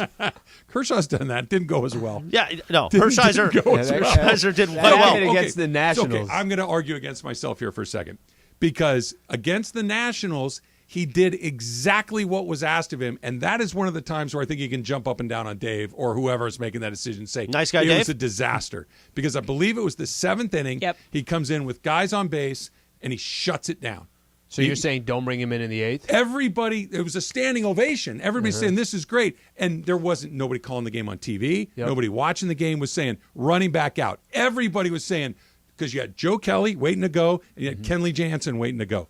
They ran him back out. And before anything else had happened, Rendon scraped one over the left field wall. Yeah. When everybody's trying to figure out what the hell just happened, Soto puts one in the 76 station in quick. right field. Real quick. And it was just a disaster. And that wasn't Kershaw. To He was Dave done. Roberts' defense, don't give up 2 solo jacks in the 8th. No, Slee. Wrong. Give up 1 and take him out. Well, let him start the inning. Let him start the inning and then take him out. But okay, He never should have gone back out. But to your point, you're saying this. I actually don't think in the beginning of the game in the first inning you pull Kershaw because you probably figure, well, he's going to figure out a way to get out of this. Of course, he didn't. But pulling him there, you say he should have gone pulled Saturday night, right? I wouldn't hate it if they'd done it. That's managing. I wouldn't hate it. That's if not they'd Friedman, right? The problem is here's the thing. Saturday night it happened like this, and it was a 3-run shot that got it to 5-0. There's another part of this too. You had to give somebody a chance to get warm. Well, that's true. Yeah, you had to. It happened so fast that by the time the third hit had happened and you get somebody going, it's going to take that guy 15, 20 minutes to get warm. I think you bring him out cold. It's still better. Maybe. By the way, Sheehan wasn't a whole lot better. No, he gave up a few. He wasn't a whole lot better. And they didn't hit, and they were flat, and they were tight. It was, the whole thing was a debacle. Win tonight, if I could say this, you literally could not have scripted a worse game for the Dodgers. At least everything bad happened in one game. True. You couldn't get it out of your system. Until sort of tonight. game. 6, this, that. By the way, tonight it's kind of everything. If you lose it with Bobby Miller on the mound after you're already seeing what happened with Kershaw, there is no path for the Dodgers. They need on. to get a lead. They need to be ahead by. It doesn't need to be a 9-run lead. Be ahead 2-1 in the 5th inning. Just be ahead. Let your bullpen do its thing. Let your offense do its thing. What you can't be is behind 2-1 in the 5th inning, where you start to squeeze it more and more and more. Bigger game. The Dodgers making sure they're not 0-2 or Lakers. Vegas. By the way, Lakers coverage begins at 4:30 tonight. The Toyota Lakers countdown to tip-off with Slee. Because you go down against Brooklyn. I'm just saying. Ben Simmons is back. Conversation. Well, Ben Simmons' passion for basketball By the way, I forgot is about really Ben hard Simmons. to match. I'm prepping yesterday for I forgot about Ben Simmons. I forgot that you were prepping yesterday for a preseason game. That's good. That's commitment. It's a must win. You know what? It had Why a lot to wouldn't do you with. Forget about him. Wait, that's what I was going to say. I'm like, this is why I had to prep. I had to prep because I have to talk about the Brooklyn Nets. I'm like, what the hell did the Nets do in the offseason, all that stuff? And then what Cappy does in the afternoon. Just ask George. I just see Ben Simmons' name. I'm like, I literally have forgot that Ben Simmons is on the Brooklyn Nets and playing. Why would you remember that? He hasn't played in years. That's fair. I mean, it's like we're forgetting that Julius Erving played for the Nets back in the day. It's been a long time since Ben Simmons played for them. Thank you for justifying it. You know what we got coming up next? We've got a new partner here at the radio station and a new feature here on Travis and Sliwa. Okay. And it's a little warm and it's a little chilly sometimes. What? I'll leave you with that. Now, Travis, you do whatever you want to do. No, it's a little warm. It's a little chilly. That's next. Travis Slee, 710 ESPN. All right, I just got a text from Sedano, and here's the deal. On Tuesday, October 10th, me, Sedano, the entire Sedano and Cap Circle, we're going to broadcast from a 7-Eleven. We're having Andrew Whitworth, the Super Bowl champion Ram, come to a 7-Eleven. We're going to be eating hot dogs. We're going to be eating pizza. We're going to try the Slurpees. I haven't had a Slurpee in ages. Do they still have the straw with a little spoon at the end of the straw? So here's the details. It's 1481 West Hollenbeck Avenue. This is Tuesday, October 10th from 4 to 7, presented by Bud Light and 710. you're not going to miss the 7-Eleven. It's this place that has the 7 and the 11 right there on Hollenbeck. You're going to know it. You're going to remember it. We'll see you out there.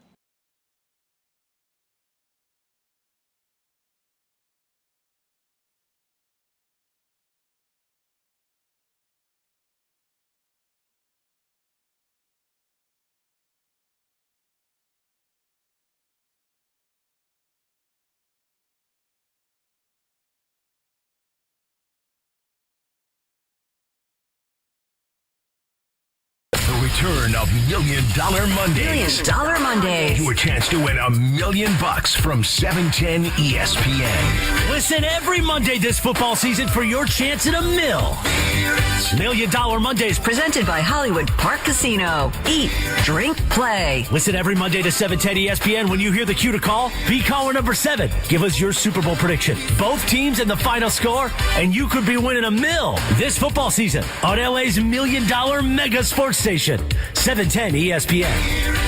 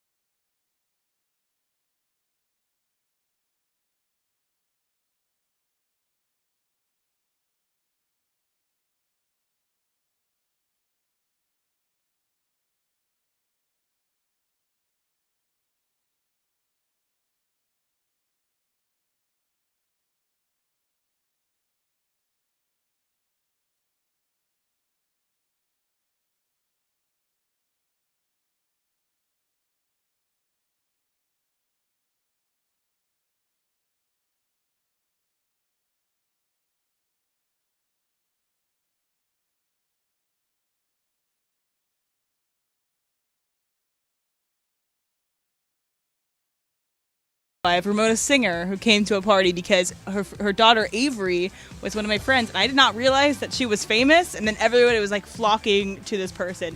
And we also, I think we had Afro Man come down. Oh yeah, too. Yeah. So sometimes UVA frats would just pay people to come, which is crazy. You should pitch Will Ferrell your business plan, Slee. See if he just wants to do a college tour through California of DJing parties. By the way, it's almost a Boats better and bit. hose. It's almost a better bit that it was an older Will Ferrell. Like if it was Will Ferrell in like old school prime, you would think it's like connected to something. Right. He just randomly being there at this point in his life is amazing. Will Ferrell also didn't have a shirt on. Like he do whatever he wants, and everybody's like, "No, it's okay. It's Will Ferrell." Well, the whole thing too, because he'll take off his shirt, and that's part of the bit. So I think I want to say it's Airbnb. He does they pull, I think it's old school, where he goes cannonball. It's just his. No, that's voice. that's Anchorman. Anchorman. So yeah. They just have that VO as Right. some guy's jumping off a dock into the lake, and it's funny just because it's him. Because it's him. It's everything he says. If he said good He can do morning, whatever you the hell double he over wants. laughing. All right, we're playing Who's Hot, Who's Cold, thanks to our friends at Next Gen, our new partner here at 710 ESPN. Producer Emily, who's hot or who's cold? Who's cold? Who's cold is a 49er fan at the end of the game yesterday, okay? So the broadcast is winding down. Tirico and Collinsworth are talking about a bunch of different things because the game isn't that good. So they go to this 49er fan who proposed to his then girlfriend, now I'm assuming fiance, who is a Cowboys fan, okay? So imagine. You're a Cowboys fan. You have a devastating loss. One of the worst losses you've probably seen live. And then the love of your life proposes to you. You're like, now? Here? So I think that's pretty cold from the 49er fan. You know what was cold? Her eyelashes. Homegirl was crying. Her eyelashes were coming off. Come on, homegirl. Get some better glue. Okay. Look at the replay. That's why women shouldn't wear fake eyelashes. They look cold. It doesn't belong It's a there. personal topic. All right. That was a strong take. Well done. Fake eyelashes. Come on, homegirl. That's passion so and sometimes energy. people need to fill out their eyelashes. That's a a little hot bit. take. Okay. I'm not going to get off of their makeup. But what do you guys think? I would think that he turned a terrible night for her into a pretty good night. If she wants to marry him, the football game, I would assume, fades into the background pretty quickly if you just got engaged. I think he saved the night for her, quite frankly. Question is, does he propose to her if it's the other way he around? doesn't. That's what if I'm the saying. Cowboys put it on the I Niners. think he said, listen, I'm coming into Sunday night with one goal in mind. If the 49ers are up, I'm proposing. If the 49ers are down, I'm waiting. Let Brock Purdy decide the fate of this relationship. I'll wait for like the playoff game. I'm waiting a month. Again. You know who else was cold? I'm going to give a bonus who's cold. Double cold. Triple cold. Clayton Kershaw. It's baseball. Thank you to Next Gen. Welcome to 710 ESPN Next Gen, the official AC, heat, and plumbing company of SoCal sports fans. You're a big Next Gen guy, Trav. I am. I absolutely am. They had the guys out to my house. There you go. A month or so ago. We're That's getting ready awesome. to Did you put out a spread for him? I got so when they came out, it was one of those heat waves where it was 1 billion degrees, and we went through a lot of Topo Chicos with the guys that day. So That's awesome. I have become a Topo Chico seltzer or just regular? Seltzer. So I have become addicted. I'm a big sparkling water guy. The non-alcoholic one. Right, In right. the glass bottles. Yeah. I've become addicted to the twist of lime one. Those are really Oh, good. yeah. So Those good. are really good. It's so and Yeah. it's the glass bottle is the game glass changer. bottle. But also a little ranch water. You put a little tequila on that, put a little lime on it. It's amazing. But yeah, in the next gen people seem really nice. First, put the liquor in your trunk for 5 or 6 days. Yeah, no. The get it age. out. So we got a little Topo Chicos going that day. Will we have that Saturday night while we're watching USC? Okay, are we invited? Are you inviting the class? Look, we haven't made any firm plans yet. I got a text. I don't know about you guys, but I got the text. I didn't. I got Just nothing, man. Stay out of it. Everybody will just we'll Couch is figure it out comfortable. from there. We'll figure it is a good couch. Oh, by the way, you're gonna have to tell your story about your interaction with my children on Saturday night. We've located the chili pot. Oh, We've located the Also, chili pot. did you Jorge see the went full burner? FBI interrogation. now vocal mode. fonted the last week. Last week, Mm-hmm. I was going to make chili. I have a big stainless steel pot that I make my chili in. Right. It's been in the same spot since we moved in this house 9 years ago. It's always there. It's gone. Gone. Susan didn't move We it. thought I it was, didn't move it. what It's did gone. somebody was hitting you on Twitter? Gravity bomb. Gravity bomb. The Yeah. consensus seemed to be that one of the kids took it to build a gravity bomb. Just use They're an apple. saying that's not what it was, that it could have been something else.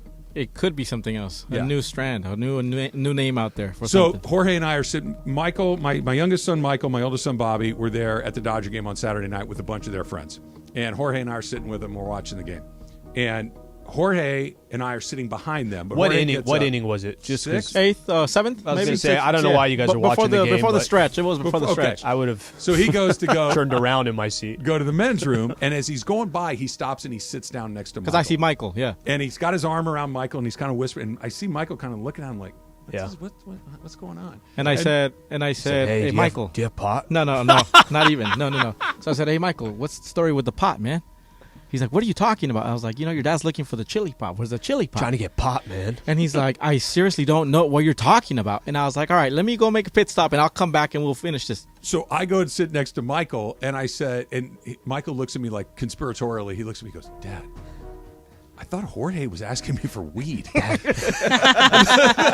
Jorge he asked me pot, where man. the pot is. I thought he was asking me for weed. I'm tripping out, Dad. And then I asked Bobby. It was a lot. Oh, and you then cool Bobby kid. told You got a any bunch of pot? lies about how he took it to his buddy Hayden's to make mashed potatoes. So What's going on? That's what I'm saying. Jorge and I are looking at each other like, dude, stop. Yeah. Just whatever Okay, this so- story is, so- just stop. So Bobby brought it back. No, it's still at Hayden's house. Yeah, this is Bobby said. I'm like, hey, Bobby, so where's the pot? He's like, oh, you know the guy over there? Is Hayden a girl or a boy? Hayden is a boy. Oh. A man. Oh, man, sorry. Yes. Go to Didn't man Bobby? camp. Wait, if I'm right, wasn't there a point where Bobby was denying what happened to it? Was No. it? Was it at any point, or he admitted right out the gate? No, so Jorge asked him, "Where's the pot? Where's the chili pot?" He thought, "Oh, it's at Hayden's house, and we made mashed potatoes." And Jorge's just like, "No, man, really, just tell me, what'd you guys use the pot with?" Yeah. What do you guys? And I'm like, is that what you're calling it now? The new flavor of weed that you guys created, or what is it? Because The mashed potato strain. Freaking laboratory. But I still don't have it. But allegedly, it's at Hayden's apartment. Hey, bro, what's up, Glad Hayden? Hayden has it. Is Hayden coming Saturday night to USC? Let me ask you this: how many 23-year-old guys get together and make mashed potatoes together? I mean, I don't know what the kids are Man into. camp when they eat the steak and mashed Right? potatoes. I don't know what the kids are into these days, but maybe. I mean, Yeah, okay. When you Dad, were we're 20, making a broth from scratch. they said that. They hey, were Hayden, put more making butter in there, dinner. bro. Right. did you peel them? Did you peel the potatoes? Doing the dance, the mashed potatoes. Let's Still put my favorite. Let's is put how- both our hands on the smasher. Still, my Cue favorite the is ghost music. how scared Michael got He thought Jorge was of asking Jorge Hey, Hayden. about pot. Hayden, peel those potatoes, sucker. It Oh, was- let me reach around you and stir. It was the worst cover story I've ever heard anybody. More salt and pepper, Hayden. Gotta have enough salt. Oh, you gotta Hayden really and salt. Bobby. Get that $9 butter. Not wrong. Can you imagine the $9 butter and the mashed potatoes? That'd Pretty be good. You got a little Amazing. cream to yours, Chris? A little half and half for cream? Oh, in yeah. there? You have cream, to. Yeah. and the there's a whole recipe. I don't need to go through it. It's not my recipe, but it's a quality mashed potato. Lots of salt. A lot of salt. You got and kosher salt. Well, if you need Dumping a it big in. pot, just ask Hayden. He's got it. I don't have it. Hayden's got it. Hey, Dad, can I borrow the pot? Sure. But they took it, and no one laid claim to it until Add some you were rosemary to it? asked, and you came up with Yeah, a So mashed weird. potato. This is so weird. It's a lie. Yeah. It's not weird. It's a Big time. lie. Yeah, but the lie of we still want to know exactly, unless we figured out that it's. They're sticking with the potato lie, and I'm sure that the pot will come back at some point or another, or not, but they're never going I think to it's admit gone. what they were doing. I don't even think it's gone. I just think it's over there, and they'll never bring Dad, it back. someone broke into my car and they took only the pot.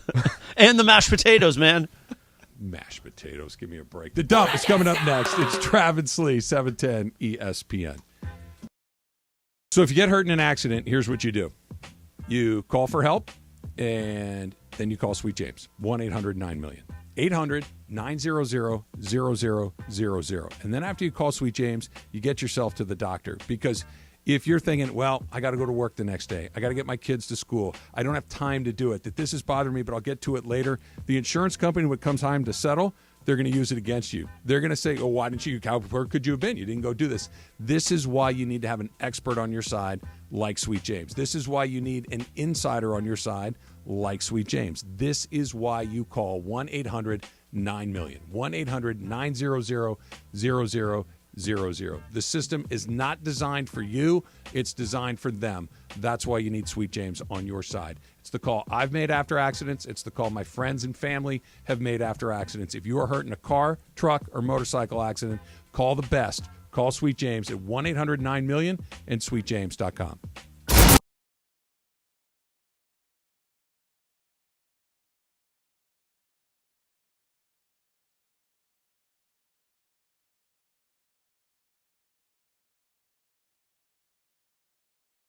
All right, I just got a text from Sedano, and here's the deal.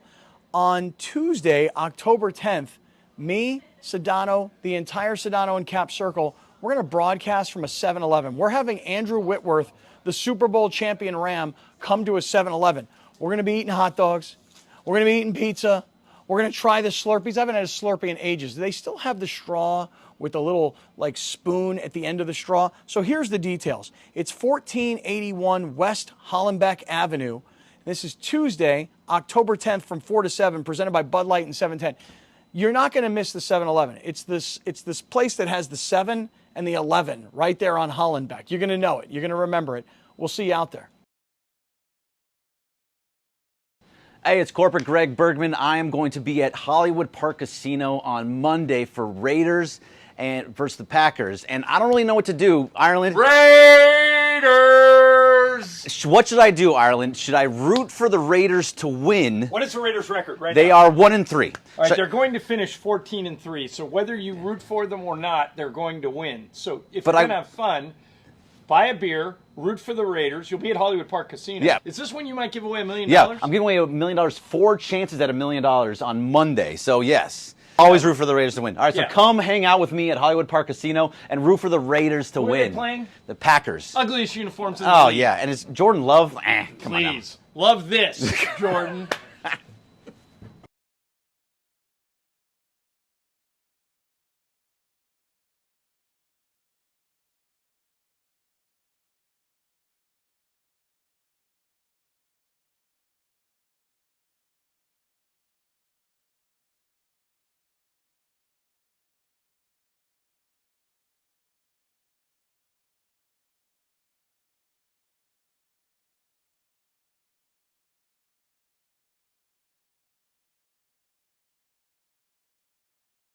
Time for the dump.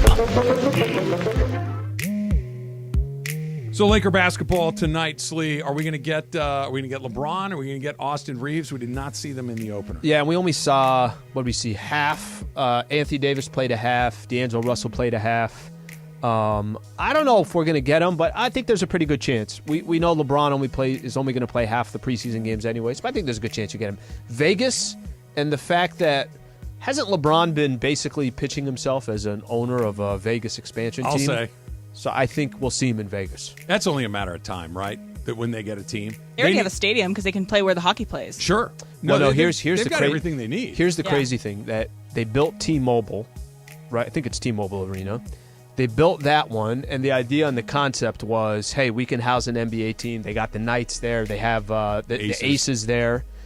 And then there was a project, I don't know how far along it is, a new team saying, no, we're going to build an NBA stadium for an expansion, everything else. I don't know what will happen there, but that just shows you hey, can you get a stadium approved in California? Probably not, unless you have somebody that's Steve Ballmer and does it himself. Right. In Vegas, they're pumping him out like it's a freaking Foot Locker. Emily, would you go to an NBA game if they played one in the Sphere? No, definitely not. 100% not. I cannot do the Sphere. It's not for my constitution. I would love more than anything to be able to go to the Sphere, but it's just not part of how my body's made up. The pro sports in Las Vegas thing, that's 40, 50 years of missed opportunities, because it makes so much sense. The Raiders are killing it there. The Knights kill it there. That when the A's get there, it'll take a little bit of time, but going to baseball games is fun. You're gonna get a much better crowd there than you would have ever gotten in Oakland. And when they do get an NBA team, that's going to kill it too. So this is part of the reason to make that case as well. Let's use yesterday. What percentage? And I have no idea. I just know that they were panning into the crowd at SoFi when you already knew the Eagles were going to win the game. So it looked like there were a lot of Eagle fans. But how many Eagle fans do you think were there? Percentage-wise? Yeah. I'd say 60. Okay. 60-40. Okay, that's high. Yeah. Right? 60%. But there are certain destinations like L.A. where somebody can say, I'm going to go out to L.A., I'm going to spend a few days, and I get to watch my sports team. That's what's going to also happen in Vegas. Sure. Vegas, it's not just about the Raiders and the Knights and the this. I could go to Vegas for a few days and see my squad play. that is also an attraction. That's why they're also going to get a lot of people that go there. All right, so before we move too far away from it, I want to just give a shout out to UVA football getting their one win of the year. Oh, they got on the board? 1-5, and George Sedano was on the call, and There so you I was go, listening Sedano. to him, and I was either tweeting at him or texting him during it. And he called me after the game, and it was just kind of funny for me to have him call it. And he talked about, okay, so I'm going to quiz you guys on this. So Virginia is actually a commonwealth. Right. It's not a state; it's a commonwealth. What are the other states I know that are commonwealths? Massachusetts is a commonwealth. How many more are there, Em? I'm just going to double check right now so I don't Yeah, get it wrong. Massachusetts. There are 4 states that are So commonwealths. So there's Virginia, 2 more. Massachusetts. Are they in the Northeast? One kind of is. Okay. It's a very wide state. Very wide. West Virginia? So it's Kentucky and Pennsylvania. So Pennsylvania is also Commonwealth. So Okay. they had that piece of trivia on the broadcast. As a Virginian, Yes. what is the difference between a commonwealth and a state? I don't know. This is like It's why just we the way call it's the taught, freeway yeah. the 5 or PCH. I don't know why. I just know that it is. But I also right? like. I mean, if, That's the if most you told honest me, answer. if you said the state of Virginia, I would say that's not incorrect way of saying it. It's just like, again, if it's technical, there's that. And then also, I have another question to ask you guys. What was USC doing on that 2-point conversion that ended up winning the game for them? Which is, it worked, but with the trickery, The Caleb Williams play? yeah, with all the everyone going to the one side, I thought that was immediately going to get I didn't smoked. think it was too shocking. I think it was, you get one-on-one, and Caleb Williams, the best player in the country, if he's lined up one-on-one against any defender, he's going But to you win. have a defender running a beeline towards it. But see, okay, so I'll put on my football hat coach here for a or my football coach hat. You're forcing the defense to make a choice. You either need to double Caleb Williams on the outside, leaving like a good somebody idea. uncovered on the left side, or if you're going to match up on the left side, you're going Caleb Williams one-on-one. Which one do you want to do? You want Caleb Basically, Williams? pick your poison. Pick your poison. We're going to go one-on-one to the right, which SC won, or I can double there, and Caleb Williams can find the guy that you didn't cover over there. It's a really good play, and you got to have somebody that's a very sure-handed tackler. And that guy, Caleb Williams is that good. They nearly got him out of bounds. He dragged the ball inside the pylon and made a as he was quick going little in. move to get there. If little that hesitation. dude was still in Oklahoma or anywhere else, not USC, SC's got a couple of. He's that good, and you can see why teams like the Patriots and maybe some others in the NFL that have gotten off to a slow start are thinking about, you know what, let's give up everything we have to try to get that guy. He might be that special. Also, we brought up the Lakers earlier in the dump, but during the Bills-Jaguars game in London yesterday, there was an audible that might sound familiar to us. Continues to do a good job with that. 2nd and 3. All right, so that was Josh Allen calling, I assume, an audible play during the broadcast yesterday. So it ended up being an incompletion afterwards. But isn't that kind of cool to see your name in an audible? You know what it reminds me of? I think it was Jared Goff's second year in the league when they had an audible near a goal line situation, and the audible was Halle Berry, Halle Berry. And it was him basically saying, well, I just wanted to, shoot my shot. This is before he was a married man. And then wanted to put it out there. Halle Berry put something up on Twitter, and then Goff responded saying, "That's my favorite play." He said something along those lines. Do what you do. I'm telling you, he has jumped up to a really next level of quarterback. That's like, there's that, somebody will give you a shout out in like a song, right? They'll name drop you in a song along the way. This is like the sports equivalent of that. Instead of getting name dropped in somebody's song, the athletes are name dropping somebody in LeBron James, Halle Berry. It's not bad. It's a high honor. It's not a bad way to do it. Happy birthday to George Kittle, who had the night of his life last night, getting into the end zone. Thank you, George. 3 touchdowns, right? Yes. 3 touchdowns. One in my fantasy week. Yeah, well, that'll do it. And your tight end is giving you, how many points? 30 or 40? I want to say it was somewhere in the high 20s. Yeah, okay. So he had a huge day. Here's my thing, and this is not a criticism of Brock Purdy. It's a question.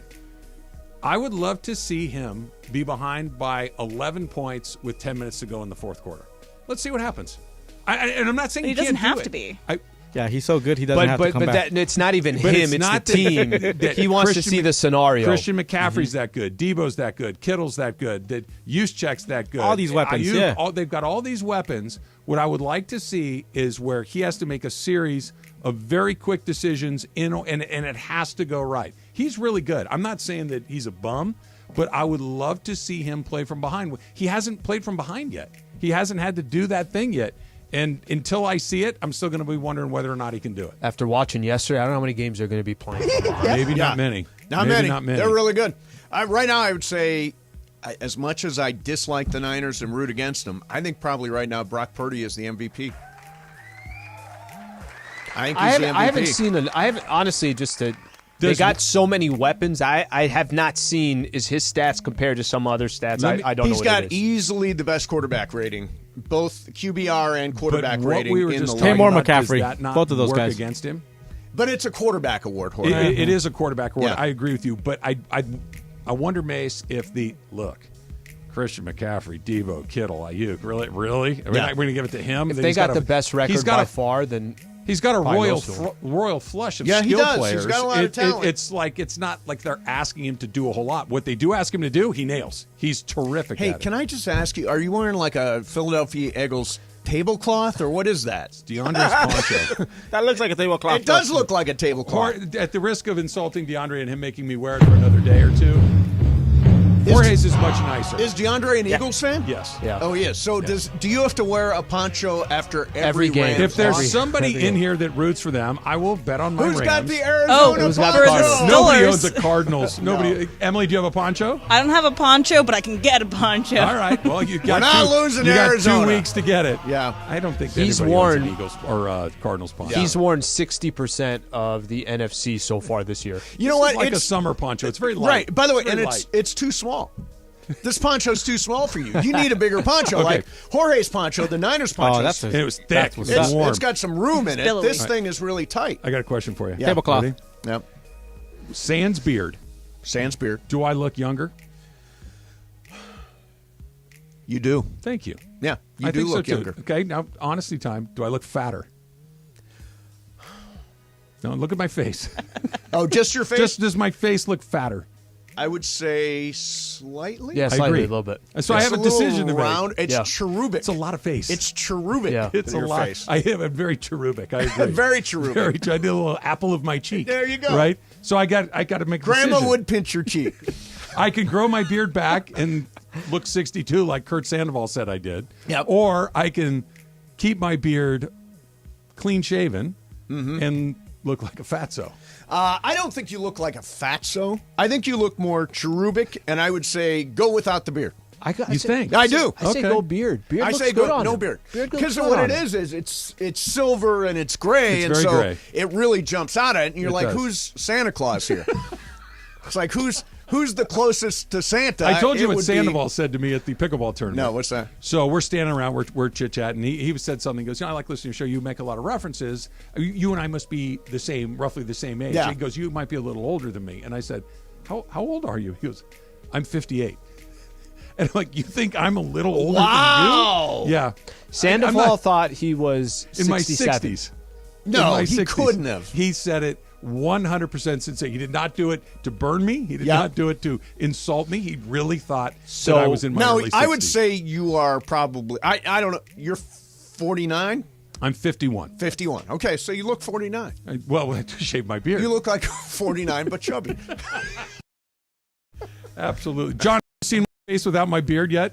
I haven't seen it. No, when did you shave it? I You guys saved should it. FaceTime. So I'm going to send you a couple of pictures that you can react to. But you know what we should do right now, Jorge? It's a little super crosstalk. ESPN AM 710 Los Angeles. KRDC AM 1110 Pasadena, Los Angeles. K256CX 99.1 FM, Pasadena, Los Angeles. It's the greatest segment in LA sports radio history. Oh my God. When the shows come together for magic on the radio. It will only grow stronger.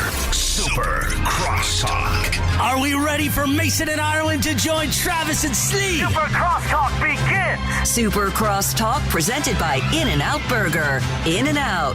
That's what a hamburger is all about. It's time for Super Crosstalk. All right, so Ireland is in Vegas getting ready for the Laker game tonight. Cappy is participating in Supercard. What up, Cappy?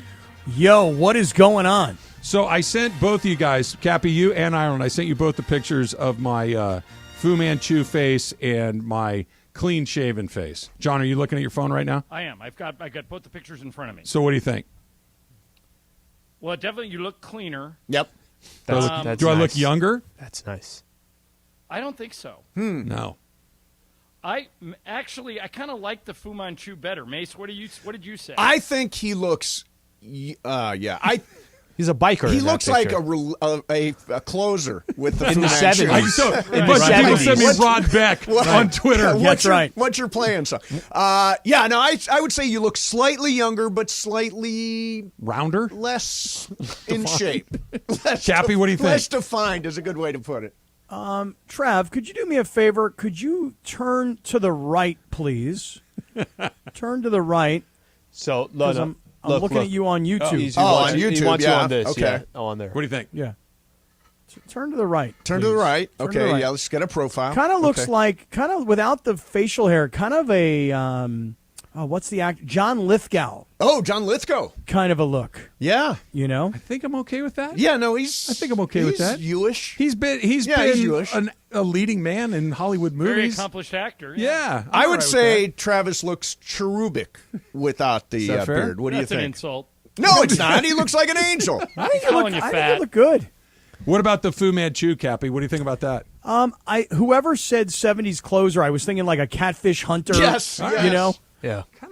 I could kind of work with that. You energy. did say that somebody that wouldn't normally acknowledged you with that look on Saturday. Yeah, I was able to engage in conversations with the folks that maybe would not be interested in talking with this face. Oh, right. Yeah. Right. Yeah. Far Right. more. Oh, Far no, more you willing to definitely look like you got street cred when you're holding that 100%. Modelo like that. 100%. And your Dodgers hat. Yep. You got, and I Don't love mess with the gray at the bottom. Yeah. You know, so it's like a brown mustache till halfway down, and then it turns gray. It almost Yeah. looks like you're in a biker gang or something. Exactly. How long did you stay, Trev? I stayed the whole time. God bless you for Yeah, that. I I left after 8. No, I was there for the 7th inning stretch, so I left top of the 8th. So I would've Jorge left and I, about we 3. stayed till the end. And What, Mason, what Yeah, we happened did. to you? I always stay to the end. It was 11-2.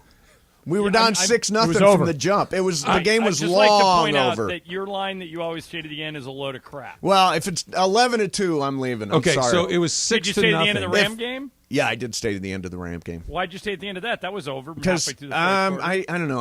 I'm superstitious about staying to the end of the Ram game. I took think the it, picture and it left. guarantees a win next week.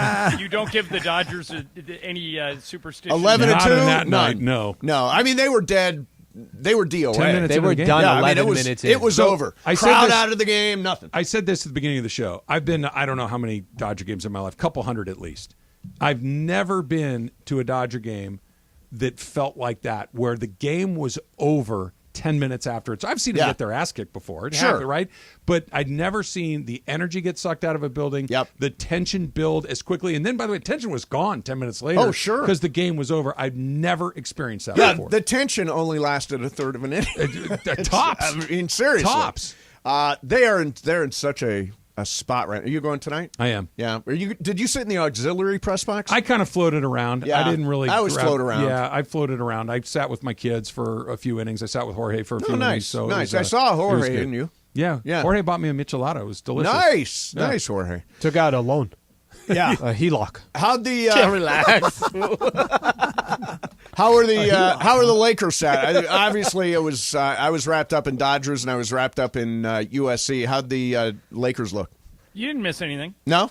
No. They look like you would expect them to look with no Austin Reeves and no LeBron. Oh, okay. So they lost? They did They lose. did. Yeah, they did. But nobody really played in the second half for either team. Is LeBron going to play tonight? We don't know yet. They say it's a game-time decision. I'm hopeful. They say he's going to play in half the games, so you would think that would mean every other game, right? Yeah. What about Reeves? Same thing. They said he's going to play in about half the games. So, I mean, their next game after tonight is Wednesday in Anaheim. So, and then they play Friday. They play every other day until Sunday. So I would think that if your idea is you don't want to overtax these guys, then they should play every other game, right? Yeah, that makes sense. I mean, honestly, why not just bubble wrap everybody like they do? I was just going to in say, the what NFL. Why does LeBron play any preseason games? Probably, I'm sure he chooses. It's got to be him. I just want to get a little warm. I want to play with some of the guys. But when your mileage is high, I mean, Yeah, but wait a second. Dude, just think about last year. You were 2-10. Yeah. You cannot come. You have to have a good start to the season. Yeah, but this team's so much better. But you than really last think year. the preseason is going to guarantee a good? I just think the preseason is the preseason. Maybe a little bit of run, maybe a couple here and there, just to get some exercise. He will literally only play what he thinks he needs. Yeah, true. You know what I mean? True. How'd you spend your Saturday night, Cappy? Oh, dude, I went for the first time ever to a game at Boise State. Oh, wow, with the blue turf and everything. Yeah. How's that? It was actually really cool. Boise State played San Jose State, and you probably hear that and you go, well, that's not all that impressive. I mean, USC had a big game, which nobody expected it to turn into a big game, and UCLA had a big game. Mountain West doesn't sound all that attractive, but I will say this, in Boise, that's their team. And 35,000 people and a great light show when they score and a huge comeback to win. They made Mountain West football feel big time, and I was up there for my daughter's dad's weekend. So yeah, I saw the pictures. That was very nice. I got a question for you, Cappy. I've been to a few dad's weekends in my day. Which dad are you? Are you the one that's like, all right, I'm going to roll it back to when I was 21 years old when you get on campus, or are you still dad?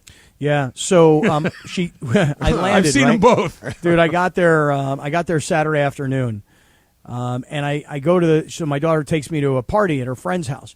And they're playing this dice game, that you throw the dice up in the air, and then I don't know if it lands on the table, you drink. Somebody drinks. Yeah, and that sounds like a college drinking game to me. The die table. Yeah, and there's all these dads in the backyard, and the daughters are kind of giving the dads a hard time. Like, Dad, you have to go do a beer upside down thing, like where the kids pick you up and you suck the tap. Yeah, right.